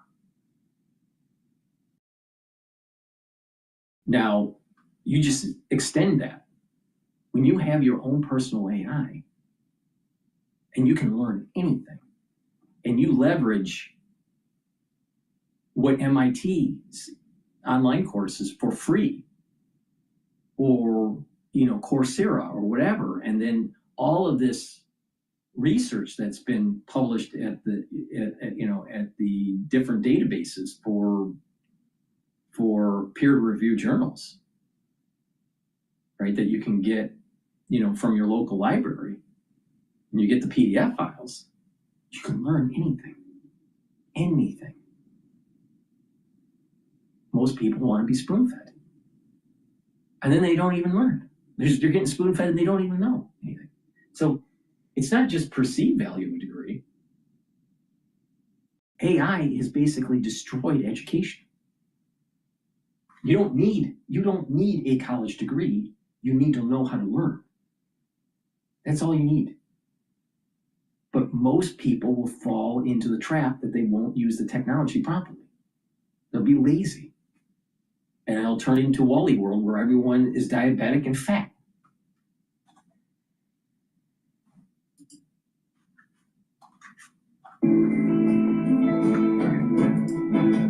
Please go to my store, the-studio-reykjavik.com, and get the Max 35. Max 35 is 35 parts per million, or Cleanse, which is 30 parts per million. They're at different price points. Take either one. Take a teaspoon a day every day. Swish in your mouth, gargle, about 20 seconds, and swallow it. It maintains your mucosal barrier, helps with the health of your oral pharynx and your oral cavity, and helps the health of your epithelial cells. When you do that, you're boosting up your immune system. Take it every day. If you're not feeling well because of the cold season, guess what? Take a tablespoon or two a day, and then go back to your maintenance dose. Take it every day, boost up that immune system. And also, get the Clarity Factor. Clarity Factor will get rid of that brain fog so you can concentrate. And over time, you're going to improve that neuroplasticity and speed up your cognition and help with memory. By doing this every day, you're improving your neuroplasticity and those dendritic connections. Please go to my store, take this every day, drink it with filtered water. Omega-3. Omega-3 will help with your cardiovascular health. It'll help to control your lipid profile and bring down inflammation and reduce the stickiness of your red blood cells. This is super important to take every day for cardiovascular health. Drink it with filtered water. And vitamin D3. Vitamin D3 is a gene expression cofactor, super important for your cells to perform properly. D3 is also very important to get rid of cells that are infected, and D3 helps for those cells to go into apoptosis. Vitamin D3 helps to absorb calcium. When you do resistance training, you are helping to improve your bone density. And vitamin D3 also helps with your cardiovascular health by helping to reduce calcium depositing and helps to pull some of that calcium depositing around plaque already. Stack it with vitamin K2, MK7 molecule, and you get added benefits. And ubiquinol. Ubiquinol soaks up free radicals, helps the health of the mitochondria, boosts up your energy levels, and protects your neurons. Ubiquinol is the most bioavailable form of CoQ10 that you can purchase. You can't get anything better than what I have on my store. I have the best CoQ10 that you can buy. It's ubiquinol. All right? Please go to my store and get it. It's very important to protect your neurons. And you can do that by taking ubiquinol. All right.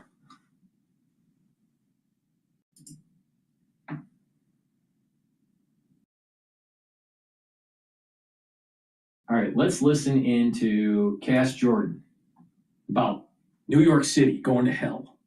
The new Bearskin Hoodie 4.0 claims to be the most advanced, waterproof tactical hoodie ever made.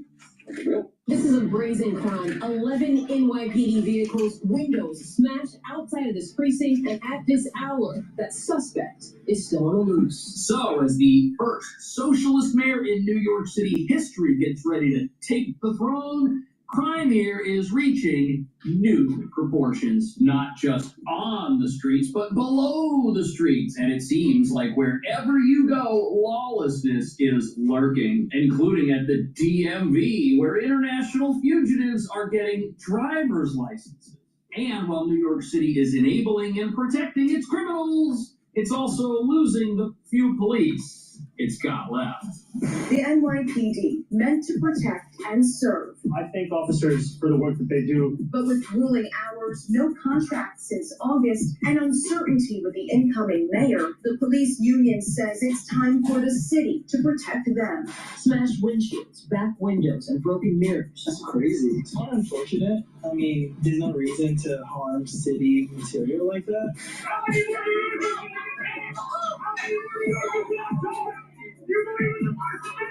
The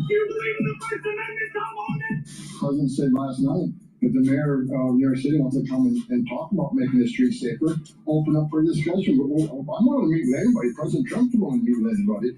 But let's get together and work it together. We'd much rather work with these sanctuary cities than keep, putting our agents at extreme risk. The shortage is even impacting and increasing 911 response times. With Zohar Mamdani headed to City Hall, the union says some officers worry about the future of the NYPD.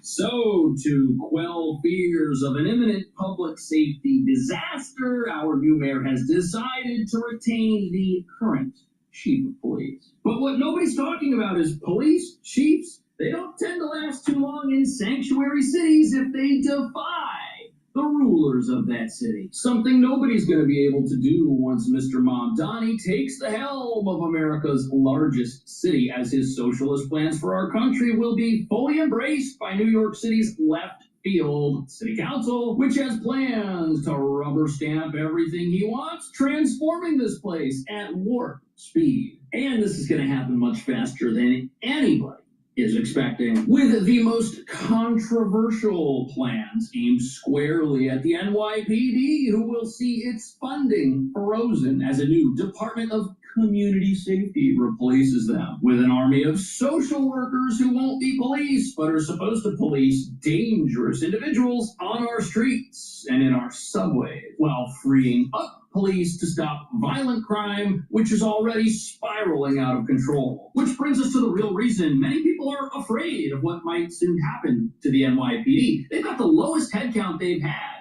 in decades, and that makes them less effective now than they've ever been. And the biggest problem is seasoned officers are quitting the force in record numbers, because every single day they put their lives on the line to stop the bad guys who just get set free again and again. Meanwhile, our police are forced to work mandatory overtime at a time when their efforts are essentially an exercise in futility, which, as you're about to see, has essentially made this place the Wild West. You know, get off me! Get off me!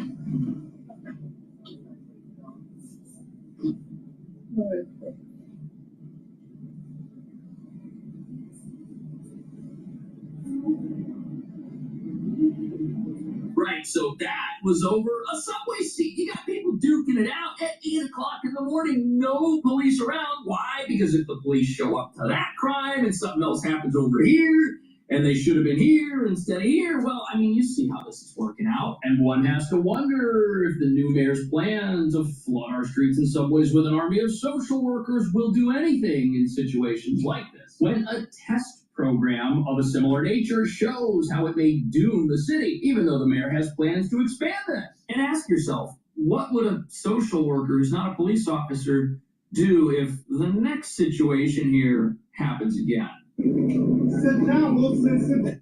This Black Friday gift cleans your retainer at the touch of a button. No more brushing or tablets. Over 4 years ago, our team of engineers knew there had to be a quicker, easier, and more effective way to deep clean oral appliances. Sit down, Wilson, sit down.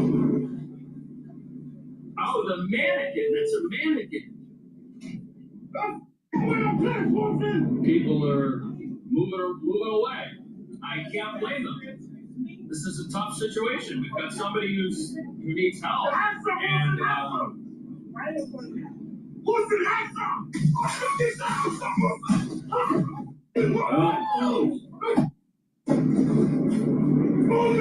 this is the type of situation that the social workers are supposed to help out with. This is going to be their turn in the subway. This New York Post article says Zoran Mamdani wants social workers responding to 911 calls, but a test program is already failing. Look at this. Apparently this program was launched in 2021, and 60% of the calls to the social worker hotline were deemed ineligible. Wow. Plus, the new mayor has plans to dismantle other departments already within the NYPD, like the anti-riot division. What a time to do that. That people are going to look at it and say, well, how can you get to those positive outcomes of public safety if you disagree on things like the strategic response group? She wants to keep it. You want to get rid of it. Where did you land on that? You know, I continue to have my concerns around strategic response group because there are concerns around the fact of whether we can ensure that we're not only protecting New Yorkers, but also New Yorkers' ability to exercise their First Amendment rights. And I see with the commissioner's shared belief in the importance of that exercise, as well as being able to protect New Yorkers. And I think when you look at No Kings, the protest where we had tens of thousands of New Yorkers come out in the streets and voice their displeasure with the federal administration that has been going after them time and time again, we saw that that was not only an exercise of their First Amendment rights, but also something that they were able to do. Yeah, this is fitting. While we're talking about public safety, right? Constitutional rights. Wait a minute. ICE is trying to get rid of the illegal aliens that are in this country. They're here illegally. They don't have any constitutional rights. They're here illegally. They need to get out. Period. This guy is pushing for open borders.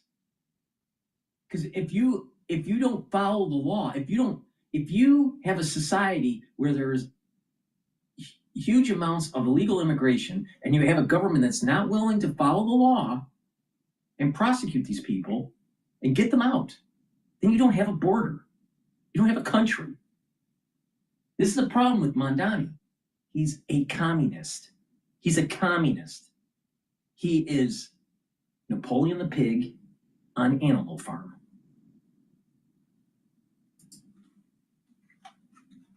Going. It is fitting. So just to stay on that for a moment, the strategic response group, is it going away, or is that a negotiation that she wanted to keep it?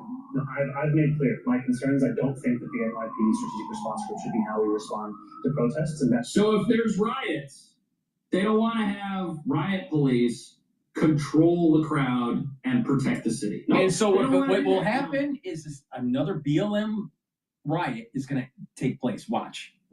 Under Mamdani, most likely with Trump in office, could even be this midterm election cycle, we're going to have riots in New York City. He points to the recent No Kings event, which was not exactly the crowd you would expect to tear the city apart. I went, I checked it out. There were no riots. It was peaceful, but there have been plenty of other riots happening in New York City. ICE agents are getting attacked. We've got massive mobs that come out of nowhere and are just ready to go at a moment's notice to bring chaos to the streets of the city. And if you take away the resources the police have, you make them even less effective than they already are. This is a disaster. Furthermore, the anti-police sentiment in this city is still alive and well, as you're about to see. This is crazy. They attack the police cars. NYPD vehicles are being towed after both marked and unmarked cruisers were vandalized overnight. That's crazy. It's quite unfortunate. I mean, there's no reason to harm city. Unless you hate the police. Smashed windshields, back windows, and broken mirrors are what's left after police say someone damaged the vehicles around 11:30 last night outside of the 116th Police Precinct at 244th Street and North Conduit Avenue in Laurelton Court. That's crazy. They just went out and attacked the police cars, disabling those vehicles. Now the officers cannot use those vehicles to respond to emergencies. Who knows how long it's going to take for them to get replaced? And this is another way to defund your police force. If you allow attacks against them and crime against them and in the city overall to go up, and you don't increase their funding to deal with it or help them hire new officers, something they're struggling to do, they're going to be even less effective. And officer morale here is already super low. Our cops are overworked, and when they do catch the bad guy, he gets released. Speaking of which, the guy who attacked these police cars, they caught him. But guess what? He's free. He's out on bail. Says he was arrested and charged with reckless endangerment because he used his vehicle in a dangerous way when officers apprehended him. 14 counts of criminal mischief, resisting arrest, and 2 counts of criminal possession of a weapon. The judge let him go on supervised release because the charges are not eligible for bail. So the guy's free because of our laws. That's just a slap in the face to the hard work these officers do. And what does it tell the criminal? It tells the criminal that there aren't any consequences. It tells the criminal that if you go and smash up a bunch of police cars, it's not really a big deal here. They'll let you go. The NYPD, meant to protect. Alaska Energy Metals is on a mission to unlock one of the largest untapped nickel and critical mineral deposits in the U.S., the Nikolai Project. The NYPD, meant to protect and serve. I thank officers for the work that they do. But with grueling hours, no contract since August, and uncertainty with the incoming mayor, the police union says it's time for the city to protect them. We deserve to get paid like the professionals that we are. The data speaks for itself. Since October of last year, 3,668 officers have left the force. The NYPD's current headcount, 33,745. Wow. A stark contrast to 25 years ago. Every day, 10 cops quit. They're losing 300 police officers a month. And you know what's really interesting about that? The population of the city has grown since we had an all-time high of 40,000 police. Now, if the population grows and the laws here protect criminals more, don't you think you need more police to match that? Well, we've got less police. We should actually have around 42,000 police officers on the force, but got about 10,000 cops, less than that, at a time when laws have been passed that enable criminals instead of putting them in jail. So we got more people living here, we got more criminals getting released, and we have less police to deal with it. But not only are we short all of these officers, the most important thing seems to be for the mayor to maintain people's right to riot and our sanctuary city status above all else, which has not made this place any safer, and the federal government is very much aware of that. And they want to come fix it, but it doesn't look like they'll be able to. New York City? I plan on being in New York City in the near future. We're going to do operations in New York City. We know in New York City, me and Mayor Adams at one point had an agreement to let ICE enter Rikers Island so we can arrest the public safety threats and the safety and security of that facility, but the city council shut it down. So we're going to be coming to New York City. We're already there now. I mean, teams are there now. But we will increase the enforcement presence in New York City, again, because they're a sanctuary city, and we know we have an issue there with public safety threats hitting the street every day. Right, and the deal with the current mayor, which was stopped by the city council that plans to pass everything the new mayor wants, was to allow ICE to go into the jails and arrest criminals who they know are in the country illegally, who are in the jail in custody and are disarmed and are not in a public environment where they can try to run away, where they can try to resist arrest, where they can possibly injure the general public in some manner. The safest place to arrest criminals is when they're already in custody. But nope, we're not going to do that. We're going to release the criminals. We're going to make ICE go find them on the street, and we're going to disable the riot division, and we're going to have social workers.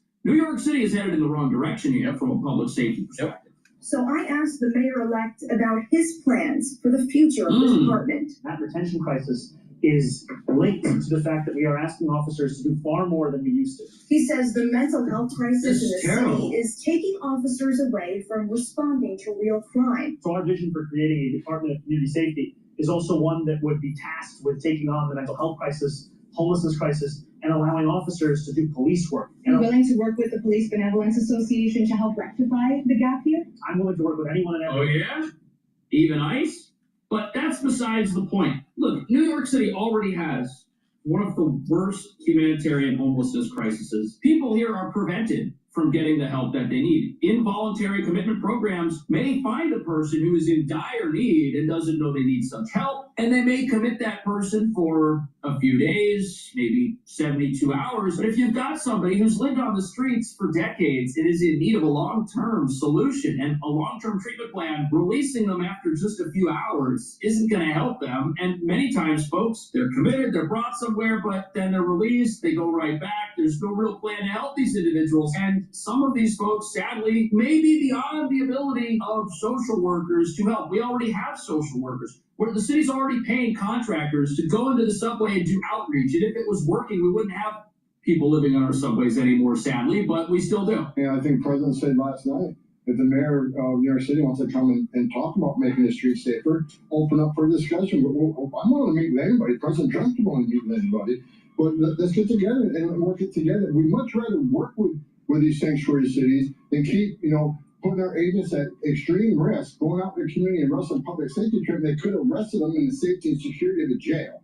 So we welcome any conversation. But if they don't want to assist, they want to keep, pushing back and impeding our efforts, then we're going to just send more teams there. We're going to plug this on. So that is the border czar, Tom Homan. But the problem is the new mayor's already made it pretty clear what he thinks about the border czar and working with ICE.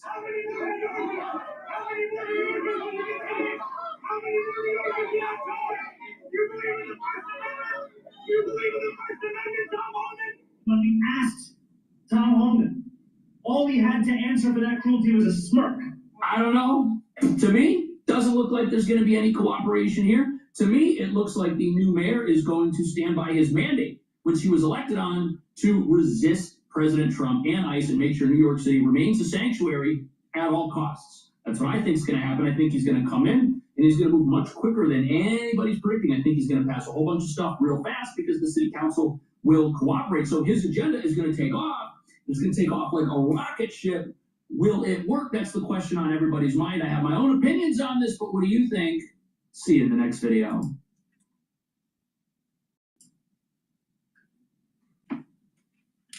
New York's going to shit. Please go to my store, the-studio-reykjavik.com, and get the Goodnight Formula. Why? Because New York is turning communist, and it might be coming to a theater near you. And you're going to need to sleep and be able to concentrate to fight this new threat to America. Good Night Formula has tryptophan, melatonin, and GABA, and passion flower that allows you to get into 3 to 5 cycles of REM sleep a night and deep sleep. That's super important to be well rested in the morning, to detoxify your central nervous system, and to consolidate memory. With good sleep regularly, you're going to slow down the aging process. If you're sleep deprived chronically, you're increasing your chances of early onset of dementia. Please go to my store, take it every night, and be well rested and slow down the aging process. Digestive enzyme complex helps to reduce the load on your pancreas. It helps to digest proteins, carbohydrates, and lipids. And when you do that, your digestion will be easier, less disruptive. Now, digestive enzyme complex also has bromelain in it. And bromelain has an added feature. It's fibrinolytic, so it's going to break up clots. The digestive enzyme complex has the proteolytic enzymes to break up glycoproteins, which is super important, especially in the winter season. Trust me on this. Please go to my store, the-studio-reykjavik.com, and get the digestive enzyme complex. Olive leaf extract. This will bring down inflammation and help your lipid profile. This will help with your immune system and your cardiovascular system. So it's dual purpose. Take it every day.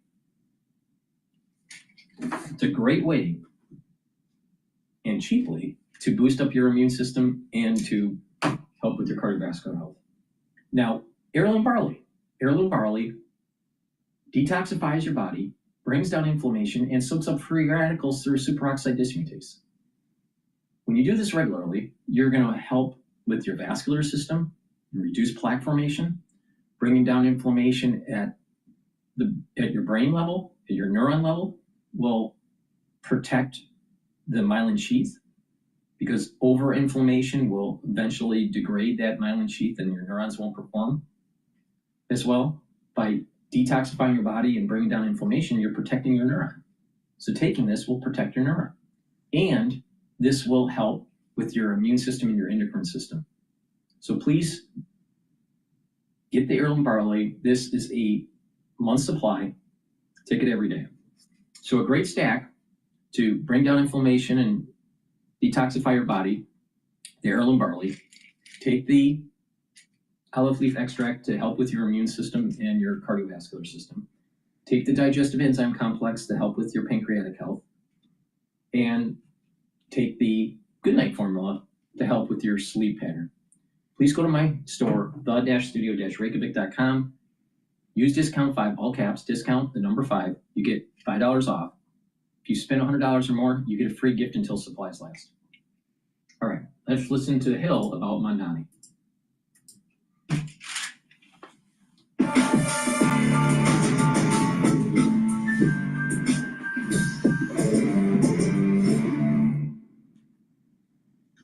Good morning, welcome to Rising. We've got a great show for you today. We can smell the turkey from here, can't we? It's so close, yet so far. Happy Thanksgiving to you, Robin. Happy Thanksgiving. We're almost there. We're almost there. Tomorrow. Thanksgiving Eve. I'm really excited to just take a break and celebrate with my family. Yeah, So, yeah. me as well. I'm wearing really fuzzy socks because it's so cold in here. I just finally decided to commit to that. Oh, yeah. Well, that's a nice little thing for Thanksgiving. Around the holidays, the cozy gear is always the best. Indeed. All right, coming up on Rising, Trump made a jab at Democratic lawmakers during yesterday's White House turkey pardon. And we'll have some updates on the Russia-Ukraine peace plan. Along with War Secretary Pete Hegseth's orders to review comments made by Arizona Senator Mark Kelly. We'll also discuss young men embracing the quarter zip lifestyle. Have you heard of that? I have no idea what that is. So your guess is as good as mine. But first, we'll start, as always, Robbie, what's on your radar? Well, New York City Mayor Extra absorbent, even for your messiest meals. Vanity Fair napkins. Elevate every day. What is a registered agent? It's simple. A registered agent is a person or company who is Well, New York City Mayor Zoran Mamdani is putting together a team, and one of the people on that team is Alex Vitale, a professor of sociology at Brooklyn College, and the author of a provocative little book called The End of Policing. That's right, the new mayor has picked to work on community safety issues, one of the leading intellectuals behind the Abolish the Police movement. Well, that's very interesting, of course, given that I was assured by many liberal friends that, well, Mamdani isn't actually serious about abolishing or defunding the police, and that when he tweeted over and over again that he wanted to do just that, he was joking, lying, paying no attention to what the mayor of New York said when he said it 5 years ago. It's ancient history. Okay, surely when Mamdani said queer liberation means defund the police, he didn't mean defund the police, right? No, that's crazy talk. I think we should try something else. I think we should take what Mamdani said back then seriously. I think he really does have some very unpopular, frankly very dangerous ideas about policing, namely that his city, New York City, would be safer with fewer police, or perhaps fewer resources for the police, or maybe no police at all. And that is the ideology of Alex Vitale, who Mamdani has picked to consult him on community safety issues. In Vitale's book, he writes, quote, "The problem is not police training, police diversity, or police methods. The problem is the dramatic and unprecedented expansion and intensity of policing in the last 40 years, a fundamental shift in the role of police in society. The problem is policing itself." It's a pretty clear mission statement.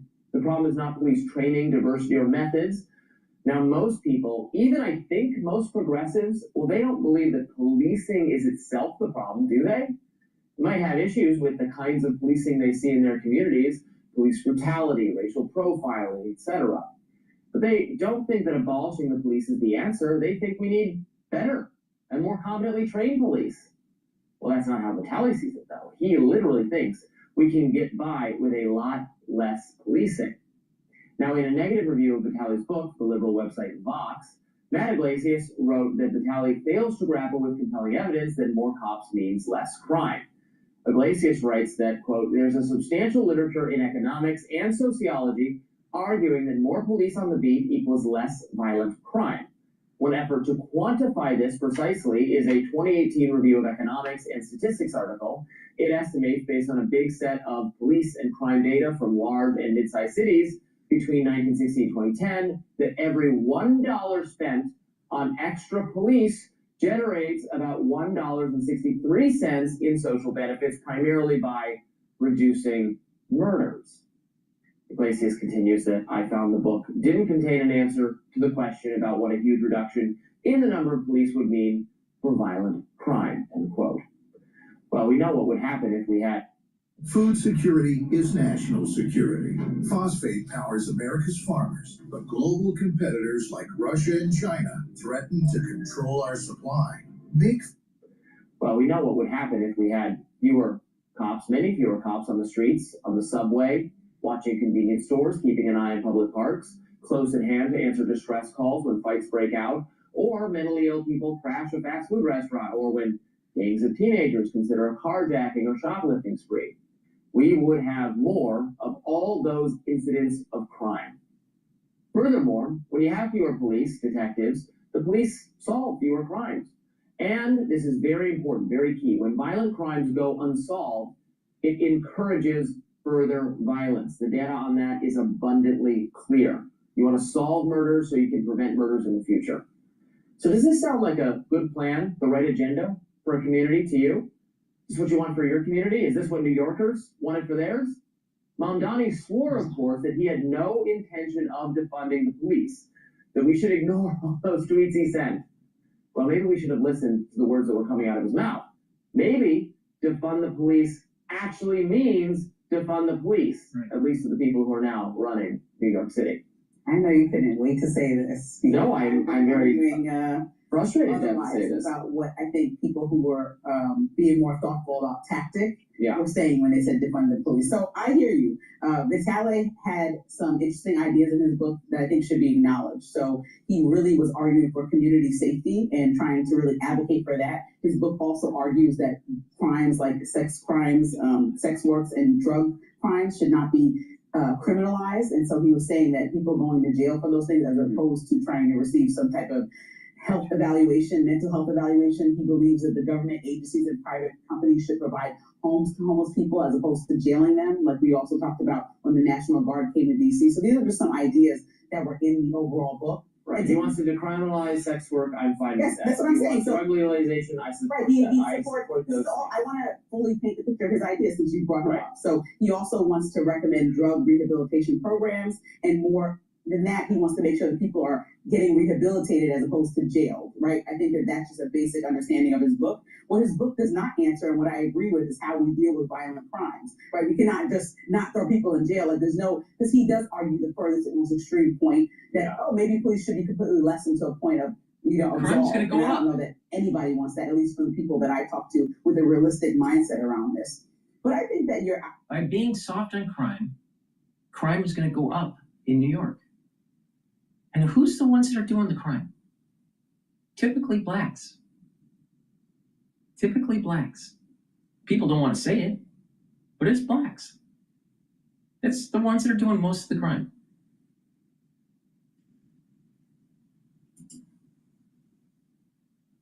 Your outrage about Vitale specifically is a bit overstated. I think if you understand what Mamdani is doing, he has 17 different advisory committees that he just brought on board that have a total of 400 different people. And so Vitale is one of 27 people on a committee that's going to look at community policing. And so his 10 ideas in the book that actually are good, like decriminalizing sex work, maybe is more effective than the one idea he has that says we should get rid of all police. Because there are 26 other people on that same committee that are going to be arguing their points. And that's why Mamdani is bringing a bunch of thought leaders and people that have worked in these communities. So all of this is just going to promote an erosion of God, country, and family.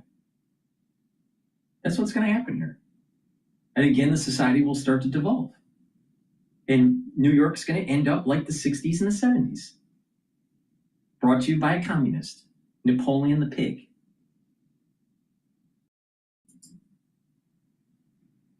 100 people. So in no way is Vitaly going to have more say-so than 399 others. And so I think if you remember, as you find the story, because it was worth it to make your point about defunding the police, that he also found a myriad of other people that are going to be on a variety of committees that are going to help him come up with and solidify his plan as he walks into January, which I think is a solid thing to do, even when you include, just like MAGA does, the most extreme parts of the party and the most calm George Bush, Dick Cheney parts of the party. You still have to represent the Republican Party. So Mamdani is trying to hear all the voices, bring them all to the table, and talk about what the next steps could look like with a realistic conversation of a variety of minds. And I think that that's admirable. Well, again, I would say the book is called, it's not called Legalize Sex Work, it's not called End the War on Drugs, it's called The End of Policing. So that it's a very, and then it doesn't mince words in what he talks about. And as you acknowledge, what do we do with violent crime if that's really the goal being worked toward? I would rather not see this person on any sort of community safety board. If it was simply a task force for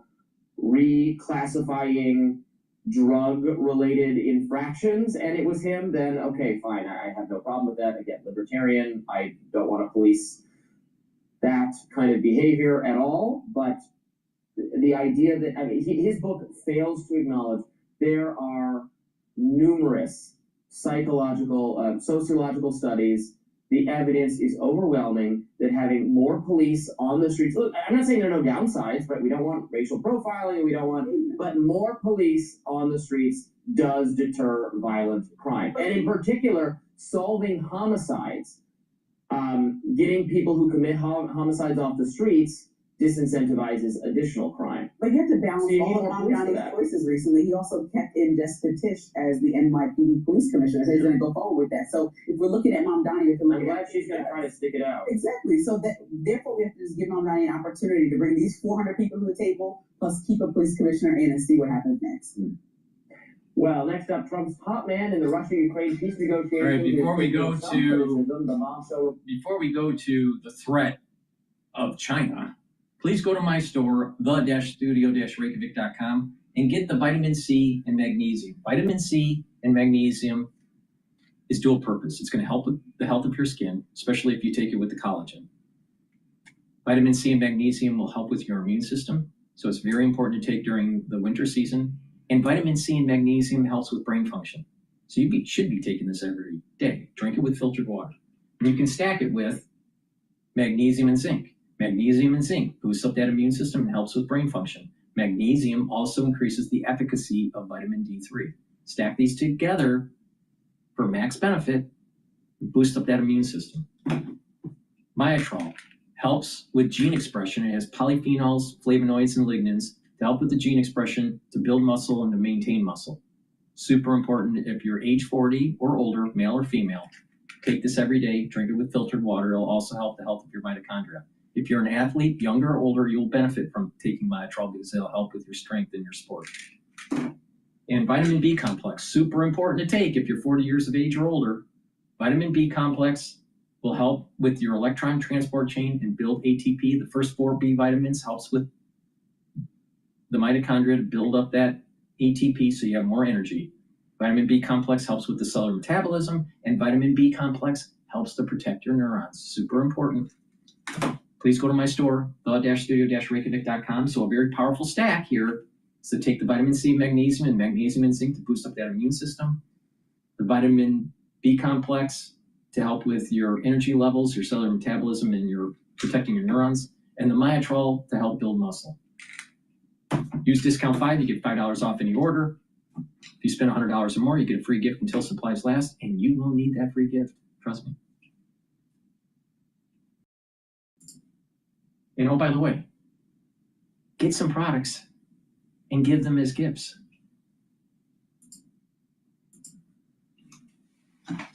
They're going to keep talking. They're talking to Russia now. Steve Witkoff is going over, maybe with Jared. I'm not sure about Jared going, but he's involved in the process. Smart guy, and they're going to be meeting with President Putin, I believe, next week in Moscow. And there's President Trump on Air Force One last night as his top envoys worked to negotiate an end to the Russia-Ukraine war. This war nearly 4 years and going. Ukraine's Zelensky has agreed to the core terms of President Trump's revised 19-point peace plan. with only, quote, minor details to be sorted out, according to the Ukrainians. But the Kremlin now says that the new plan needs, quote, serious analysis, claiming that it was not discussed in Abu Dhabi this week with American officials. Joining me now is Arkansas Congressman Rick Crawford. He is the chairman of the House Intelligence Committee. Mr. Chairman, good to see you this morning. Thanks so much for being here. And what can you tell us about this Russia-Ukraine conflict? Well, obviously, there's a lot of talk in the media about it.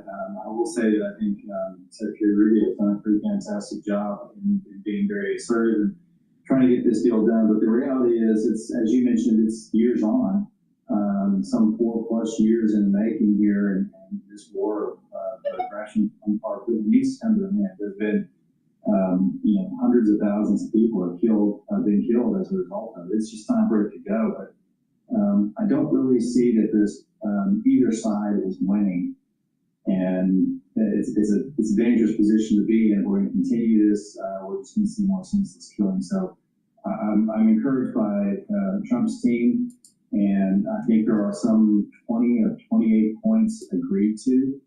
And so just trying to get to those last few points of contention that they can get to. Nobody's getting 100% what they want. I mean, it's never ends that way in negotiation. I think they can get there, and I think it's in everybody's interest to do so. Yeah, I mean, once again, it's Russia who is making, new pauses on this. But I want to get your take on the intelligence around Venezuela, because President Trump signaled that he's ready to speak with Venezuela's Nicolas Maduro, even as the U.S. formally designates the dictator as the leader of a terrorist organization. Watch this. Venezuela, sir, are you planning to talk to Nicolas Maduro? They might talk to, we'll see, but we're discussing that with the different staffs. We might talk on Venezuela. The U.S. Designated him the leader of this foreign terrorist organization. Why do you want to talk to him if he's the leader? If we can save lives, if we can do things the easy way, that's fine. And if we have to do it the hard way, that's fine too. They've caused a lot of problems. And they've sent millions of people into our country. They were probably the biggest abuser with Tren de Aragua and all the others that they sent in, the drug dealers and drug lords, the people that they sent in, the jailbirds. They opened their jails and prisons and dumped them into the United States. And we're not happy about it. Venezuela is now ordering international airlines to resume flights that were suspended or face bans, he claims. The suspensions follow an FAA warning for airlines to exercise extreme caution if flying over Venezuelan airspace. Mr. Chairman, your reaction? I think what the president is doing is that the media gets so spun up over this, but look, he met with Kim Jong-un. He's met with Putin. He's met people that are bad guys, of course. But he's doing that to try to facilitate a better outcome. And I think it's important to recognize that, yes, the U.S. has designated him as the head of a foreign terrorist organization. He's not a good guy. He is a criminal. He's wielding power in this regime illegally. That said, as the president indicated, if he can resolve this peacefully, that's the preferred method. So what does that look like? I don't know. We'll have to ask President Trump what he plans to talk about when and if he talks to Maduro, but the fact that he's willing to do it, it's a whole different approach to how we solve problems. But it's important to note that he has increased our presence in the Western Hemisphere, and I think our allies welcome it. This is as much about China and Russia as it is about Maduro. In fact, maybe more, to indicate that we're not going to leave our neighborhood unguarded.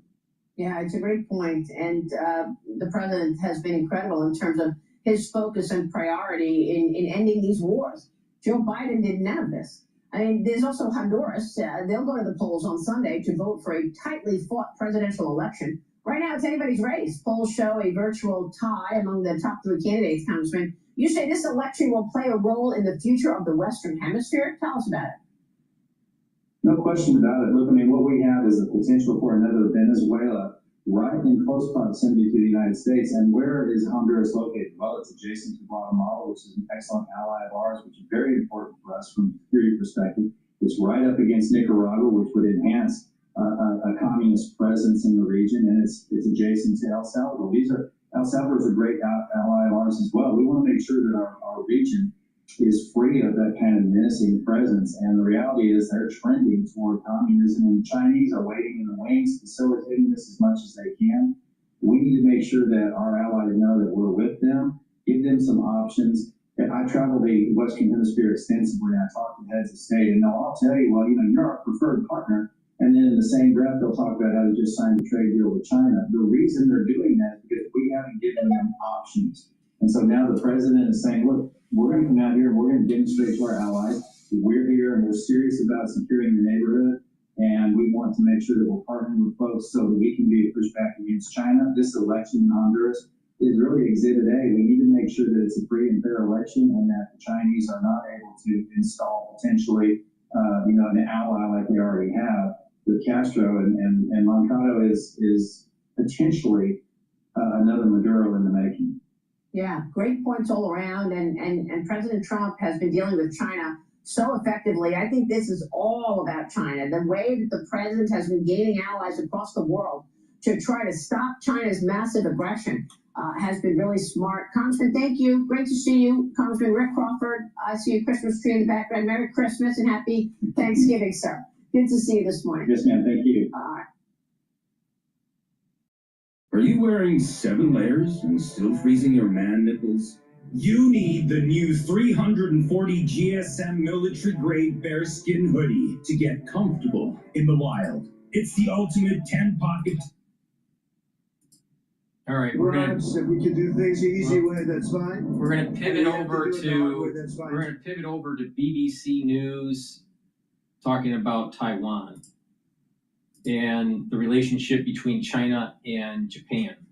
Before we do that, please go to my store, the-studio-reykjavik.com, and get the Boomer Boost. Boomer Boost has 68 nutrients, has a very comprehensive compound profile shown on the screen. You can read the label on my website. This is magical stuff. You should be taking this every day, and it's part of my anti-aging protocol. It's the 4th pillar. The foundation is the multivitamin and probiotic. The first pillar is the Max 35 or cleanse to boost up the immune system. The second pillar, C60, is the very strong antioxidant. Third pillar, turmeric, ashwagandha, and lignans to boost up the immune system, bring down inflammation. And the 4th pillar, Boomer Boost, rev up the metabolism and increase your energy levels. But it does even more than just that. It will help with your cardiovascular health. It will help with your brain function, help with musculature. It's very important to take every day, and it'll help to slow down the aging process. This is a month supply. You mix it with soft foods, filtered water, a smoothie, or with just milk. I normally mix it with hummus, but you can take it many different ways. But make sure you take it every day, 1 scoop a day. This stuff is very important to slow down the aging process. And it works even better when you stack it with the other supplements that I have, especially that protocol that I just mentioned. So please go to my store and get the Boomer Boost. Now, in terms of the foundation, the multivitamin that I have is easy to digest, and this has the cofactors for proper enzymatic activity, so your cells perform properly. Take it every day, drink it with filtered water. And I have a veggie cap version of the probiotic and a powdered version. This is the powdered version. Take the probiotic every day. It's going to help with your gut biome. It's going to improve your immune system at the gut level, improve the communication between your gut and your liver, so your metabolism is better. You'll be able to absorb your nutrients easier, and you'll sleep better. Get rid of that brain fog. You'll be able to consolidate memory better, and it'll help to detoxify your central nervous system because you're sleeping better. A good gut biome will actually help with your brain function. And also, over time, a good gut biome is going to help with your skin health. Please go to my store, get the probiotic either in the veggie cap form or in the powdered form. Take it every day. It's very important. Good health starts at the gut. Use discount 5 and you get $5 off any order. You spend $100 or more, you get a free gift until supplies last. Are Chinese. So there has been some reaction on Twitter, for example, putting China's advisory saying, warning Chinese tourists not to go to Japan, and then, some Japanese saying, well, okay, if you don't want to come, don't come. It started with what some call an off-the-cuff remark. Others say it was deliberate. Japan's new Prime Minister Sanae Takaichi told Parliament that if China were to use force against Taiwan, it could create a survival-threatening situation for Japan. That phrase isn't just rhetoric. Under Japanese law, it's the threshold for military action. Beijing's response? Furious.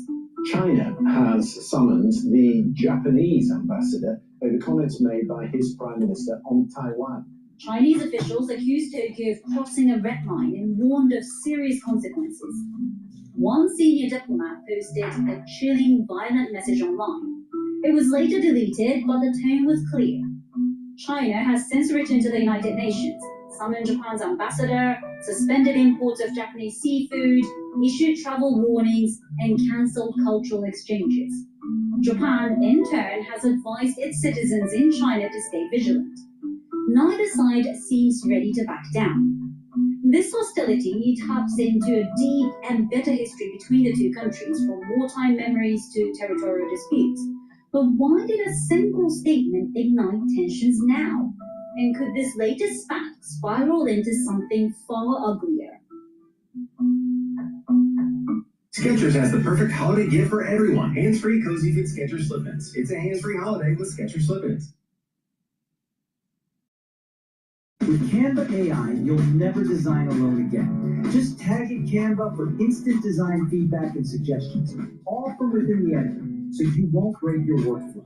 Enjoy creative confidence. I'm Marie Goy in Singapore, and this is the very first episode of Asia Specific, our brand new podcast from the BBC World Service. Twice a week, we bring you Asia Pacific stories, unpacked by those who know them best. And today, I have the BBC's China correspondent, Laura Baker, in Beijing, and also the BBC's Japan correspondent, Shana Halil, in Tokyo. Thank you both. It's so good to have you both on Asia Pacific. Let's start with how we got here. Exactly what did Ms. Takaichi say, Shaima? Because it wasn't like she was making a big speech about Taiwan, was she? She was basically answering a question in Parliament. Exactly. She wasn't making a big speech, but an opposition lawmaker had mentioned Taiwan. He had a specific question to Ms. Takaichi asking, in regards to Taiwan, what would constitute survival-threatening situation? Now, highlight that bit, survival-threatening situation, because that's key language. And then the Prime Minister, Sanae Takaichi, responded with her own very specific language. If there are battleships and the use of force, he said, when it comes to Taiwan, no matter how you think about it, it could constitute a survival-threatening situation. That is a legal term in Japanese security law, which essentially means that the armed forces, any armed attack on Japan's allies from Japan poses an existential threat to Japan, at which point Japan's SDF self-defense forces can get involved.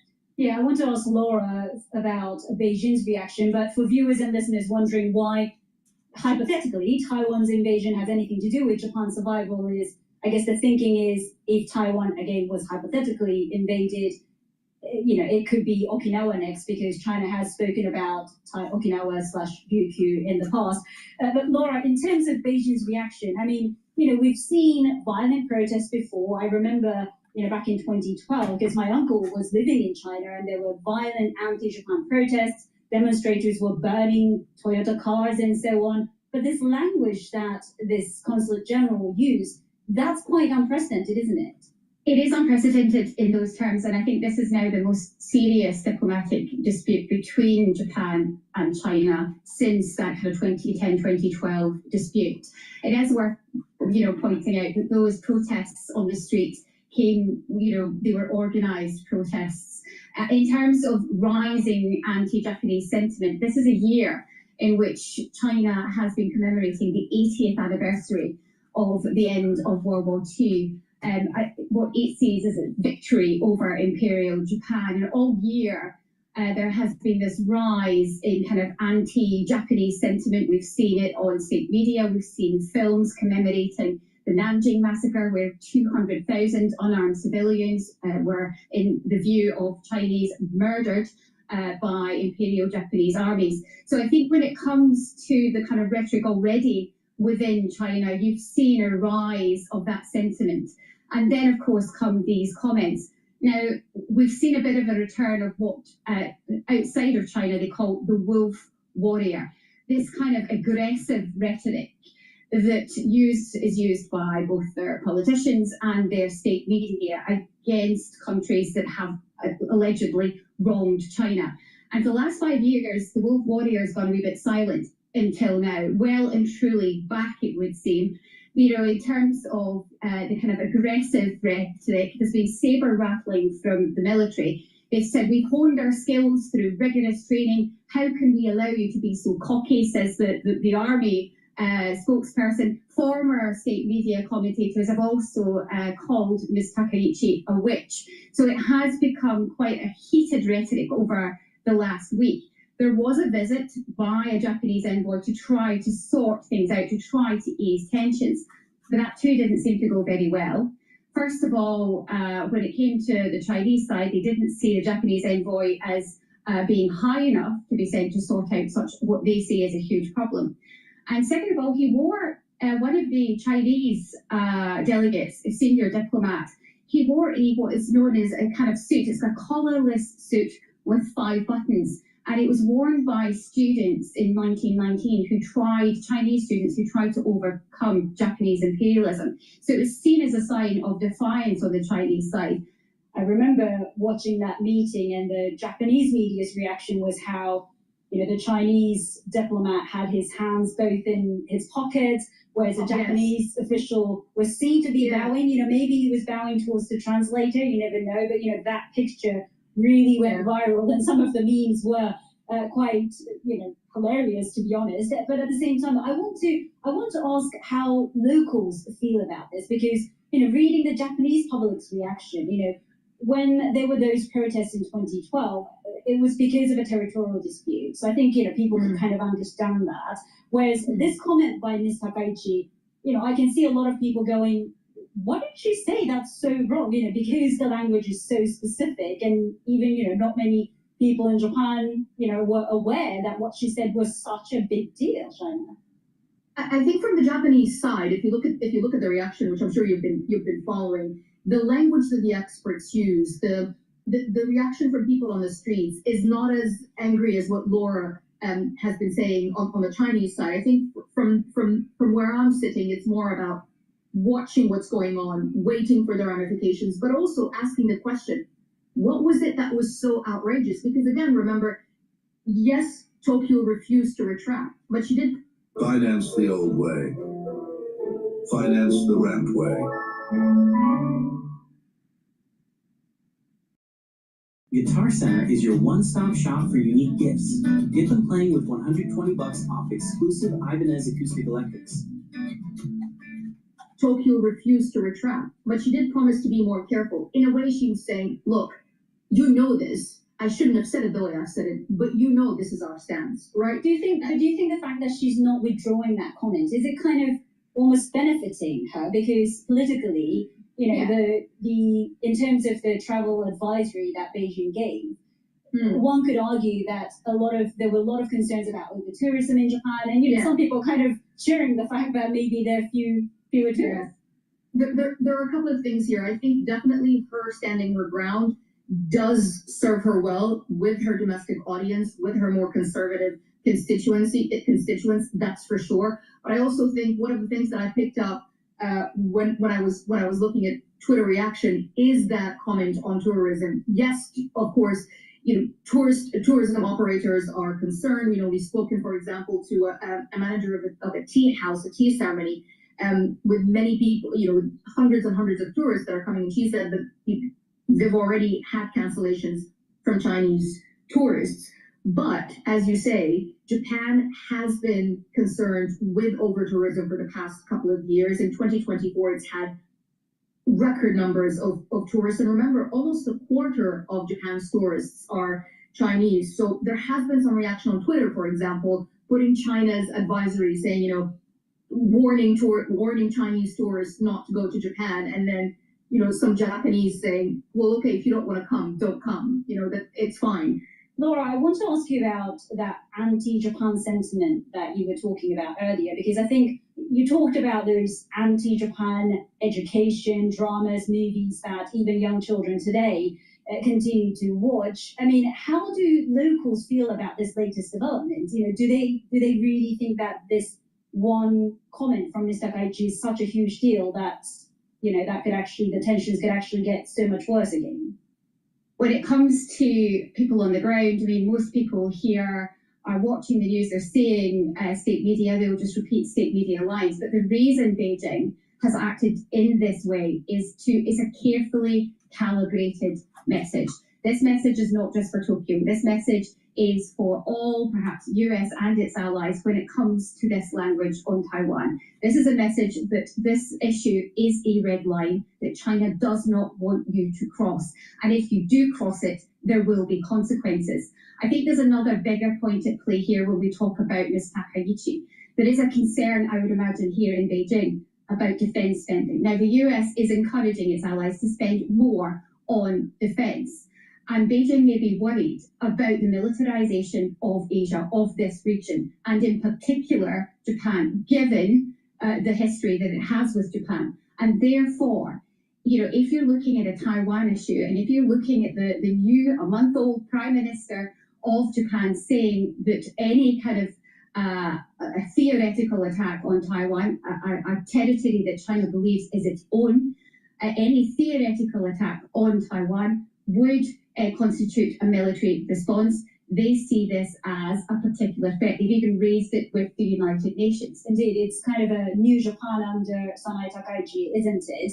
I want to ask you both about where could this go next? Because, you know, Laura, you were talking about anti-Japan sentiments, and yes, you know, there are decades of bitter shared history, especially from the Second World War. But at the same time, you know, one could argue that there's almost like an anti-Japan sentiment that's always there that Beijing could use when, you know, they have domestic issues. You know, it's something that, you know, if they wanted to get rid of anti-Japan sentiment, you know, if they want to improve relations, if they wanted something more out of Tokyo, you know, could they have done something else? So where do you think this could go next? Because we keep seeing these tensions flaring up over and over. I think the problem now is that perhaps China has said already that unless Ms. Takaichi retracts her comments, there will be further countermeasures. We've yet to see what they may entail. You've already got an urging of tourists not to go now, even if you're a young person who's not going on these tour groups. And it has to be mentioned, it's just tour groups really that are being cancelled. Even if you're a young person who's booked a visit to Japan, I mean, we spoke to some young people last week, and one of the things they were telling us is one of the reasons why they might think again about going is actually they'd be worried about their parents' reaction, because it's that generation, that older generation, that is worried about Japan and about you know, what people might think if they go to Japan. So, you know, if you go, you're certainly maybe not. I spoke to a few people that said even if we go, we're not going to put it on our social media. So where does it go from here? I don't think things are going to get better anytime soon. And I think that this has been a gift to Beijing, almost, Sanae Takaichi's comments, because not only have they used it to warn Japan, to say that this is a red line that Japan shouldn't cross, especially with the prime minister that they're worried about, kind of a China hawk, someone who's friendly to Taiwan, and also a frequent visitor to the Yasukuni shrine where war criminals are buried. That really angers China. But also, I think it's Tokyo. This is the U.S.'s key ally in the region after, you know, a very friendly and rather successful Donald Trump visit to Japan. So I think in a way that has worked well in terms of Beijing framing this as something that a line that shouldn't be crossed. And so in a way, you're kind of in the situation where both sides are pushing, but both sides also know that there are key ties as well. The fact that these are key trading partners. China is Japan's largest trading partner, and we're talking about trillions of yen, billions of dollars coming back and forth. You're talking about auto powerhouses like Nissan, Honda, and Toyota, all having big facilities in China. You're talking about trade when it comes to semiconductors and rare earths. All of these are really crucial relationships that both sides will want to maintain. Yeah, that reminds me, in 2012, when there were those violent protests, and, I actually interviewed my uncle about it, and, he said, yeah, it was a bit scary, but it was actually business as usual behind... When it comes to business, yeah. Business is business as usual, isn't it? Yeah. Exactly. I mean, it's interesting. You said Sanae Takaichi's comments may have been a gift to Beijing, but also the fact that, the US and others have kind of expressed support for Japan in light of all these, reaction from Beijing. And I was looking at the survey where almost half, I think it was like 45% of the Japanese public now support the use of self-defense force if there was an invasion of Taiwan, which I thought was quite astonishing because, the LDP, the ruling party, has been trying to, boost defense spending, possibly even change that pacifist constitution, and the public were always reluctant. Yeah, it was always, the public was always resistant. The public was always wary of hiking up defense spending because it meant that it was veering away from its pacifist constitution. But I think the Japanese public is very aware of the fact that this is a very different neighborhood right now. This is a much more hostile Asia Pacific. It is a much more unstable Asia Pacific. And Japan needs to be able to defend itself. Japan needs to be able to deploy its self-defense forces in an effective way. And so with Sanae Takaichi making these comments, again standing her ground, I think that has pulled well with a lot of people here. And as you say, because of what China did, because of China's reaction, that has instantly then brought more support from the United States to Japan. I think when it comes to what would constitute making it worse, I think when I spoke to some analysts, the thing that would make it a lot worse would be if China once again banned exports of rare earths to Japan. Now, the reason why many people think that might not happen is because obviously it might influence the deal that they already have on the table with the United States. But in terms of being a gift to Beijing, I think also there are issues for Beijing in this. It had put away its wolf warrior teeth for the last 5 years. President Xi has been trying to appeal to other countries as China looks like the new emerging global leader. And then I think it's this comment from the US ambassador to Tokyo. He said, the mask has slipped. It's time for Beijing to behave like the good neighbor it talks repeatedly about being, but fails repeatedly to become. And I think when it comes to that comment, that might touch a little bit of a nerve for other countries who are watching this. Laura, just a quick question on that. Do you actually think, because I know that you were there covering APEC in South Korea, and again there were these optics of Xi Jinping being, assuming this leadership position in the region, which was quite something to watch. Do you think that this week or these past couple of weeks, China stands towards Japan? Do you think that it might scare people off? I'm not sure it'll scare people off. Ink so bright it pops off the page. Feel the joy of ink joy. Gel pens by Papermate.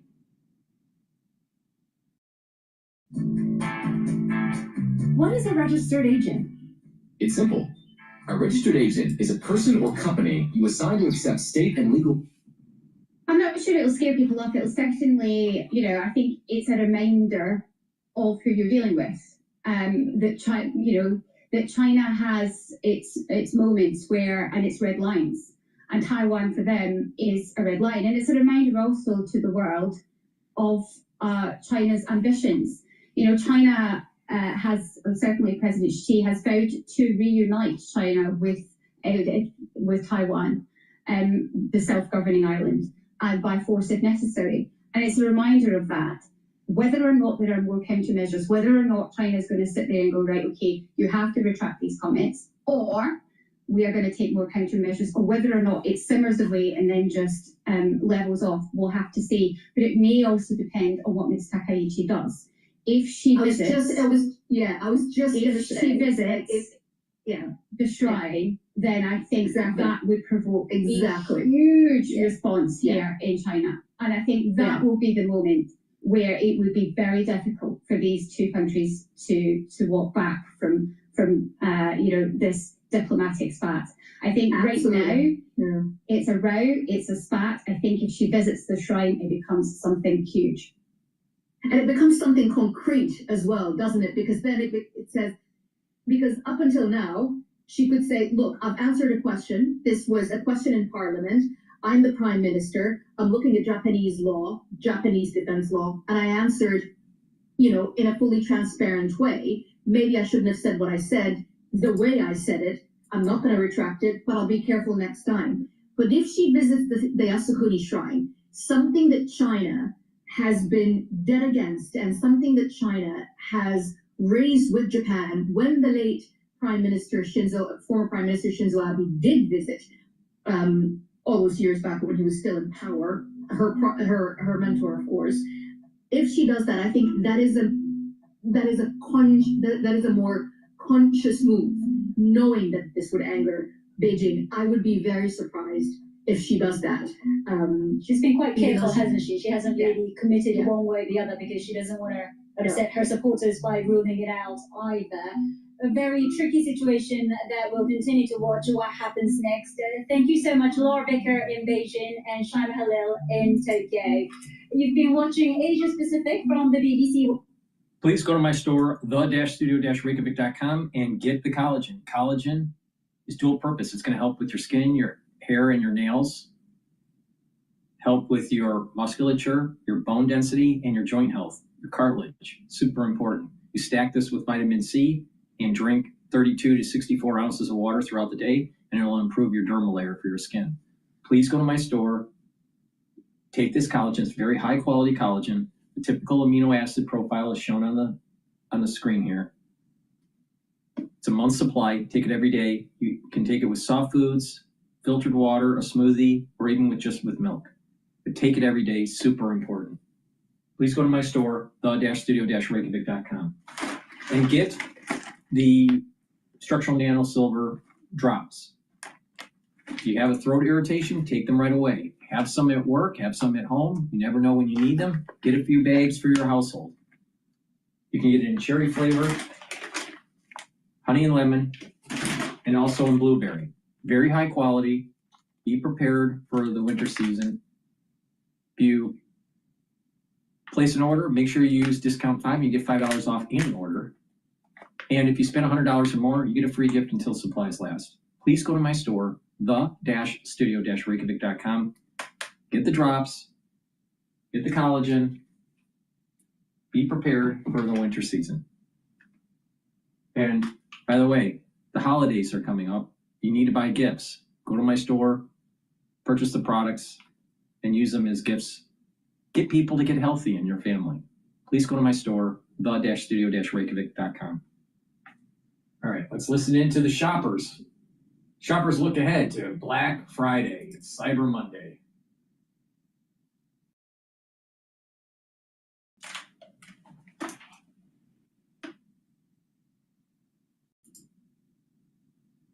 About how on-chain capital movements for crypto are about to change the whole game for everyone. Luxury is one of those categories where, based on our recent survey, we are planning on seeing some recovery during the Black Friday season. It was one of the categories that when we surveyed across, we saw an increase in spend. Black Friday used to be 1 hour in front of Walmart with 3,000 people. Exactly. And Tiffany says it's a season now, Paul. Yeah, and here's something that surprised me, Tom. In-store shopping is making a big comeback as fewer only shop online. Tiffany, talk to us about that. If I'd never gone to a store again, I'll be happy. Well, what we're actually seeing is that most shoppers are planning on shopping both in-store and online this holiday season. And the reason that they want to go back in store is they want to touch and feel the products, right? They want to be a part of experiential retail. They want personalized help as they shop. And it's really in line with what we've been seeing all year long, with mall traffic continuing to come back and store purchases coming back as well, as the hybrid shopping channel, if you will, becomes the norm. And I want to emphasize that point on hybrid because we are really seeing consumers grow across channels during their shopping journeys, including in how they're using AI. All right, so talk to us about AI. Can AI kind of make my shopping list for me and kind of go and buy this stuff for me? No. AI can definitely do both now. That being said, I would say most consumers are still using AI more in their initial shopping research and inspiration. And we actually found that about 50% of consumers plan on using AI in this holiday season. I'm addicted to it. I had to do a search yesterday. You ready? Dark chocolate. Okay. I know. Wait. You can search, right? Just like Google, but you can't purchase based on your AI. Your AI can't purchase for you. So we're not even close to having a purchasing assistant.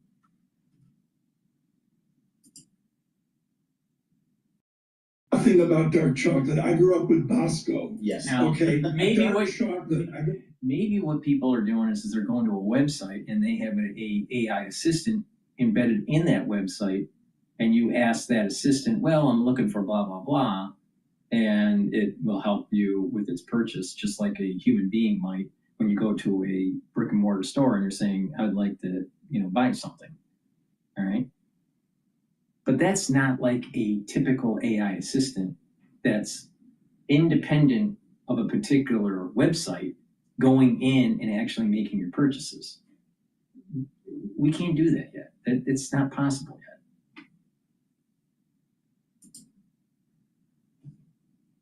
Complexity, Tiffany. Dark chocolate. Boom. There's like 3 types to buy, just like that. Okay, but Tiffany, the basic BCG question, and Paul brought this up yesterday. What inning are we in for the growth of online, for the growth of Amazon and Walmart? If it's a baseball game, does Dallas have a baseball game? Yeah, Texas Rangers. Oh, they do. Sure. Yeah. But Tiffany, what inning are we in with our online experience? I think it depends a little bit on what angle you're looking at it from, but if you think about where we are, I would say we're still in the middle of the game because, you mentioned perplexity, right? Large language models like ChatGPT, they are really changing what the potential shopping journey is. And that, retailers have to think about what their strategy is within that. It's not an all or nothing game. And so how they think about, showing up in AI searches, like internet searches, it's just different, all right? Instead of using Google or Yahoo, you're using ChatGPT. Big deal, all right? Now, you can have OpenAI embedded in a website. You've trained your AI to help the customers that have logged on to your website as an assistant. So it's like customer service. Big deal. So what? Right? We don't have an assistant on our desktop or on our phones that says, go and schedule for a flight to Switzerland next Tuesday. And by the way, book for hotel and a limo pickup. And on Friday, make sure that you buy tickets to the orchestra. They can't do that. So really, AI is just, everything's faster just imagine your world before AI. It wasn't that long ago. How would you do it? Well, you'd go to the brick and mortar store and purchase, or you would go to Amazon and purchase. They had, customer help. Either you call them or you type it in. It's not really any different. It's not that much different. So here in this realm that she's talking about in purchasing, I don't see how generative AI, I think they're using the term wrong, but prompt AI for purchasing, what's the difference? Maybe a little faster, maybe a little bit more accurate, maybe, but it's not that big of a deal. Now, the other things that I said earlier in this broadcast, that's a big deal. Eliminating your human staff for customer service, and you have a robot, AI robot assistant on a website, big deal. So what?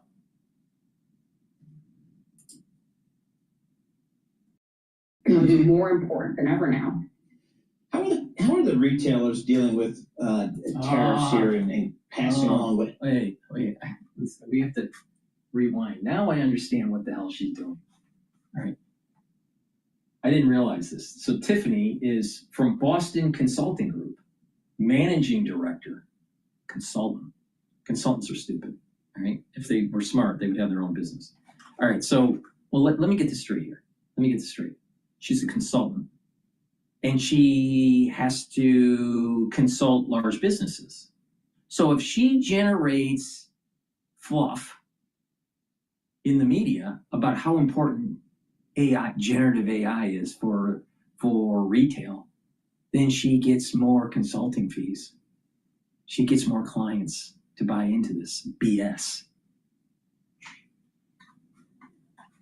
But let's look at the end user. Just like how Steve Jobs said, you got to design a product and you got to understand how the end user is using it and how it makes their life better. Does generative AI for purchasing make your life any better than it was pre-open AI? No. Let's be honest, no.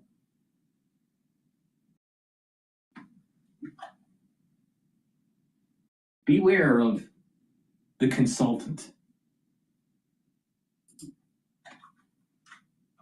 More important than ever now. How are the retailers dealing with tariffs? This is the point I'm making. Passing along. You can tell, you can tell a lot about the psychology of someone. All right, Tiffany. All right, Tiffany, Boston consultant on Bloomberg. Right? No, talking about generative AI, but really what they're talking about is prompt AI.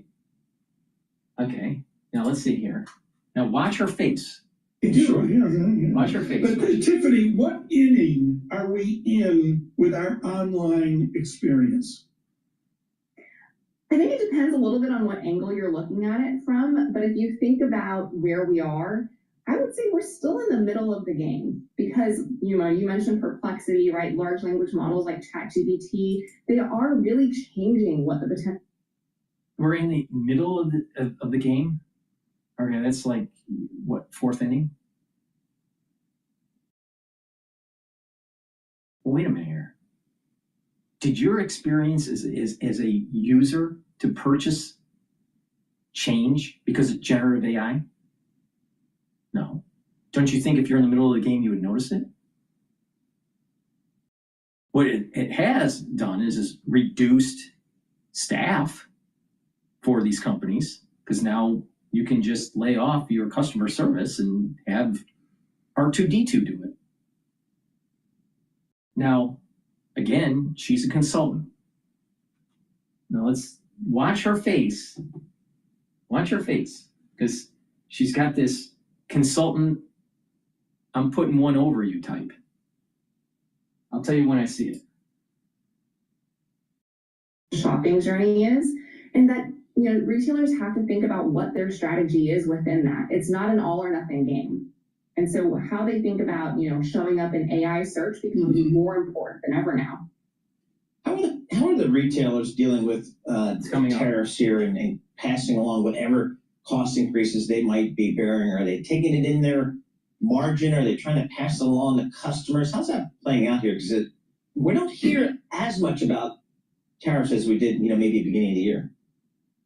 Yeah, I think everyone's settled into sort of this new norm when it comes to tariffs, if you will. And it's a mixture of both, definitely, right? They've taken some in their margins, they have passed them along through.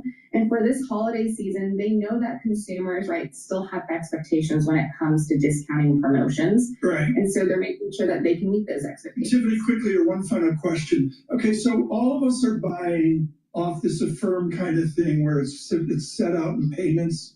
I don't know what you call it, like Affirm and, all the others, folks. If I go into a given store, they want all my money now or a charge card. But if I buy online, I can spread out the payments. Where do you see that dynamic in 2 years, in 5 years? Sure, we've seen actually a stabilization in the buy now, pay later trend. So while there's still a consumer and still categories that's going to play a meaningful role, I think we're seeing it balanced with those to go in store that I was talking about and the benefits that you get when you go in store. Is Highland Park, I've never been. Is this Tiffany in Dallas? I'm picking up on something that she, with her face. You know, it's like, well, wait a minute here. If the consumer, if they're talking about generative AI, all right, or prompt AI, it's not even generative, but let's just say prompt AI, all right? If the consumer is benefiting from it, well, how's it any different than pre-generative AI purchasing online? I don't see the difference. I'm sure you don't either. But that there's a smug look that she has, and then you have a customer base now that is starting to go, well, wait a minute here. I gotta, they gotta pay. They have to purchase on credit or pay by payments, whatever. So we're really got to a point where the consumer can't absorb the cost. The consumer can't afford it. This consumer shouldn't buy it. But yet you have Boston Consulting making money trying to drive people to buy stuff that they don't need.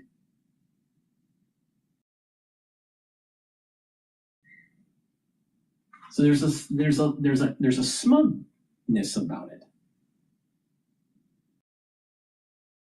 Now with generative AI, searching, web search, eventually what's going to happen is those prompts, either run by Gemini or run by Grok or run by GPT, OpenAI, they'll eventually get to a point where whatever you're searching, they're going to embed advertisements. They're probably, whenever you search, they're probably going to have something to dealing with ranking to get you your particular website ranked. If you search for websites for purchasing, in Tom Keen's case, chocolate, all right?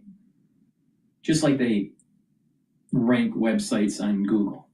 That's probably going to be coming. I can see that coming. I think searching the web is going to just turn into an AI problem. But there's a smugness that I'm picking up here. You got to remember, who is she? She's a manager at Boston Consulting, right? So she has to drum up that there's this really important thing for the end user, and that's generative AI. Well, we're in the middle of the game here, okay? All right, depending on what game you're talking about. Baseball, okay, we're in the fourth inning, the bottom of the fourth. If we're talking about football, all right, we're at halftime. You would think you would know the score for generative AI or prompt AI. Have you noticed the difference in how you purchase? Does it really make your life better? No.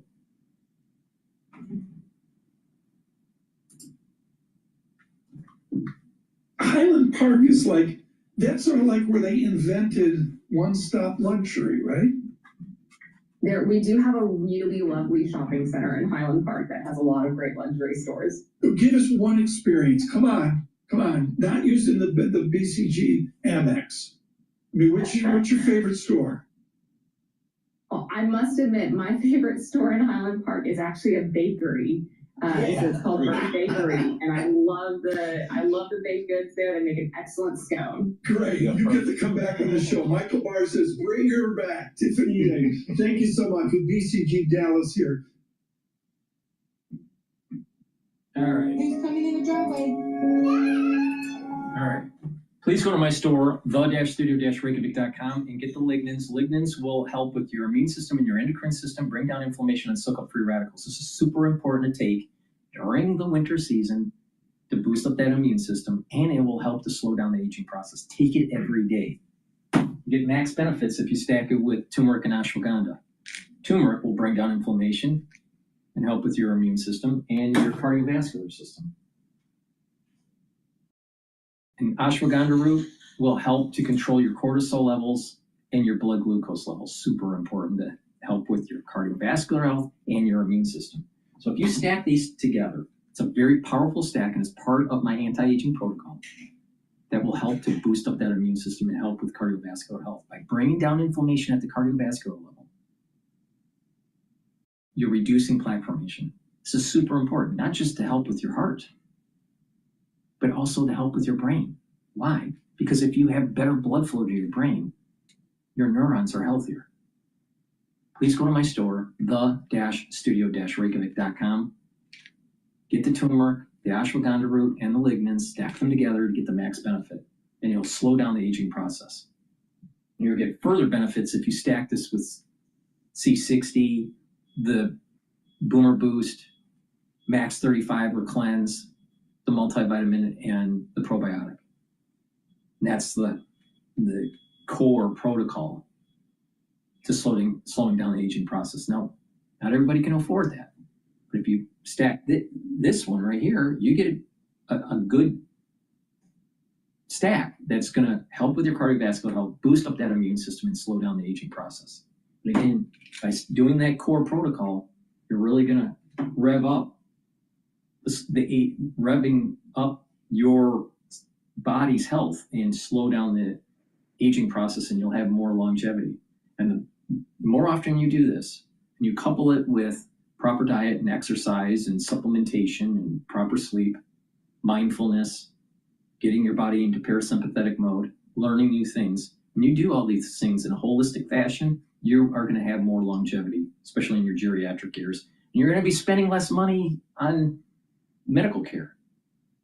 So invest in your body, use discount 5, you get $5 off any order, and you get a free gift until supplies last. Thank you for listening. That's the end of my broadcast. Please go to my store, help support the work that I do, and get healthy. Follow my advice, get healthy, it works. All right? Go to my store, the-studio-reykjavik.com. Thank you for listening and have a nice day.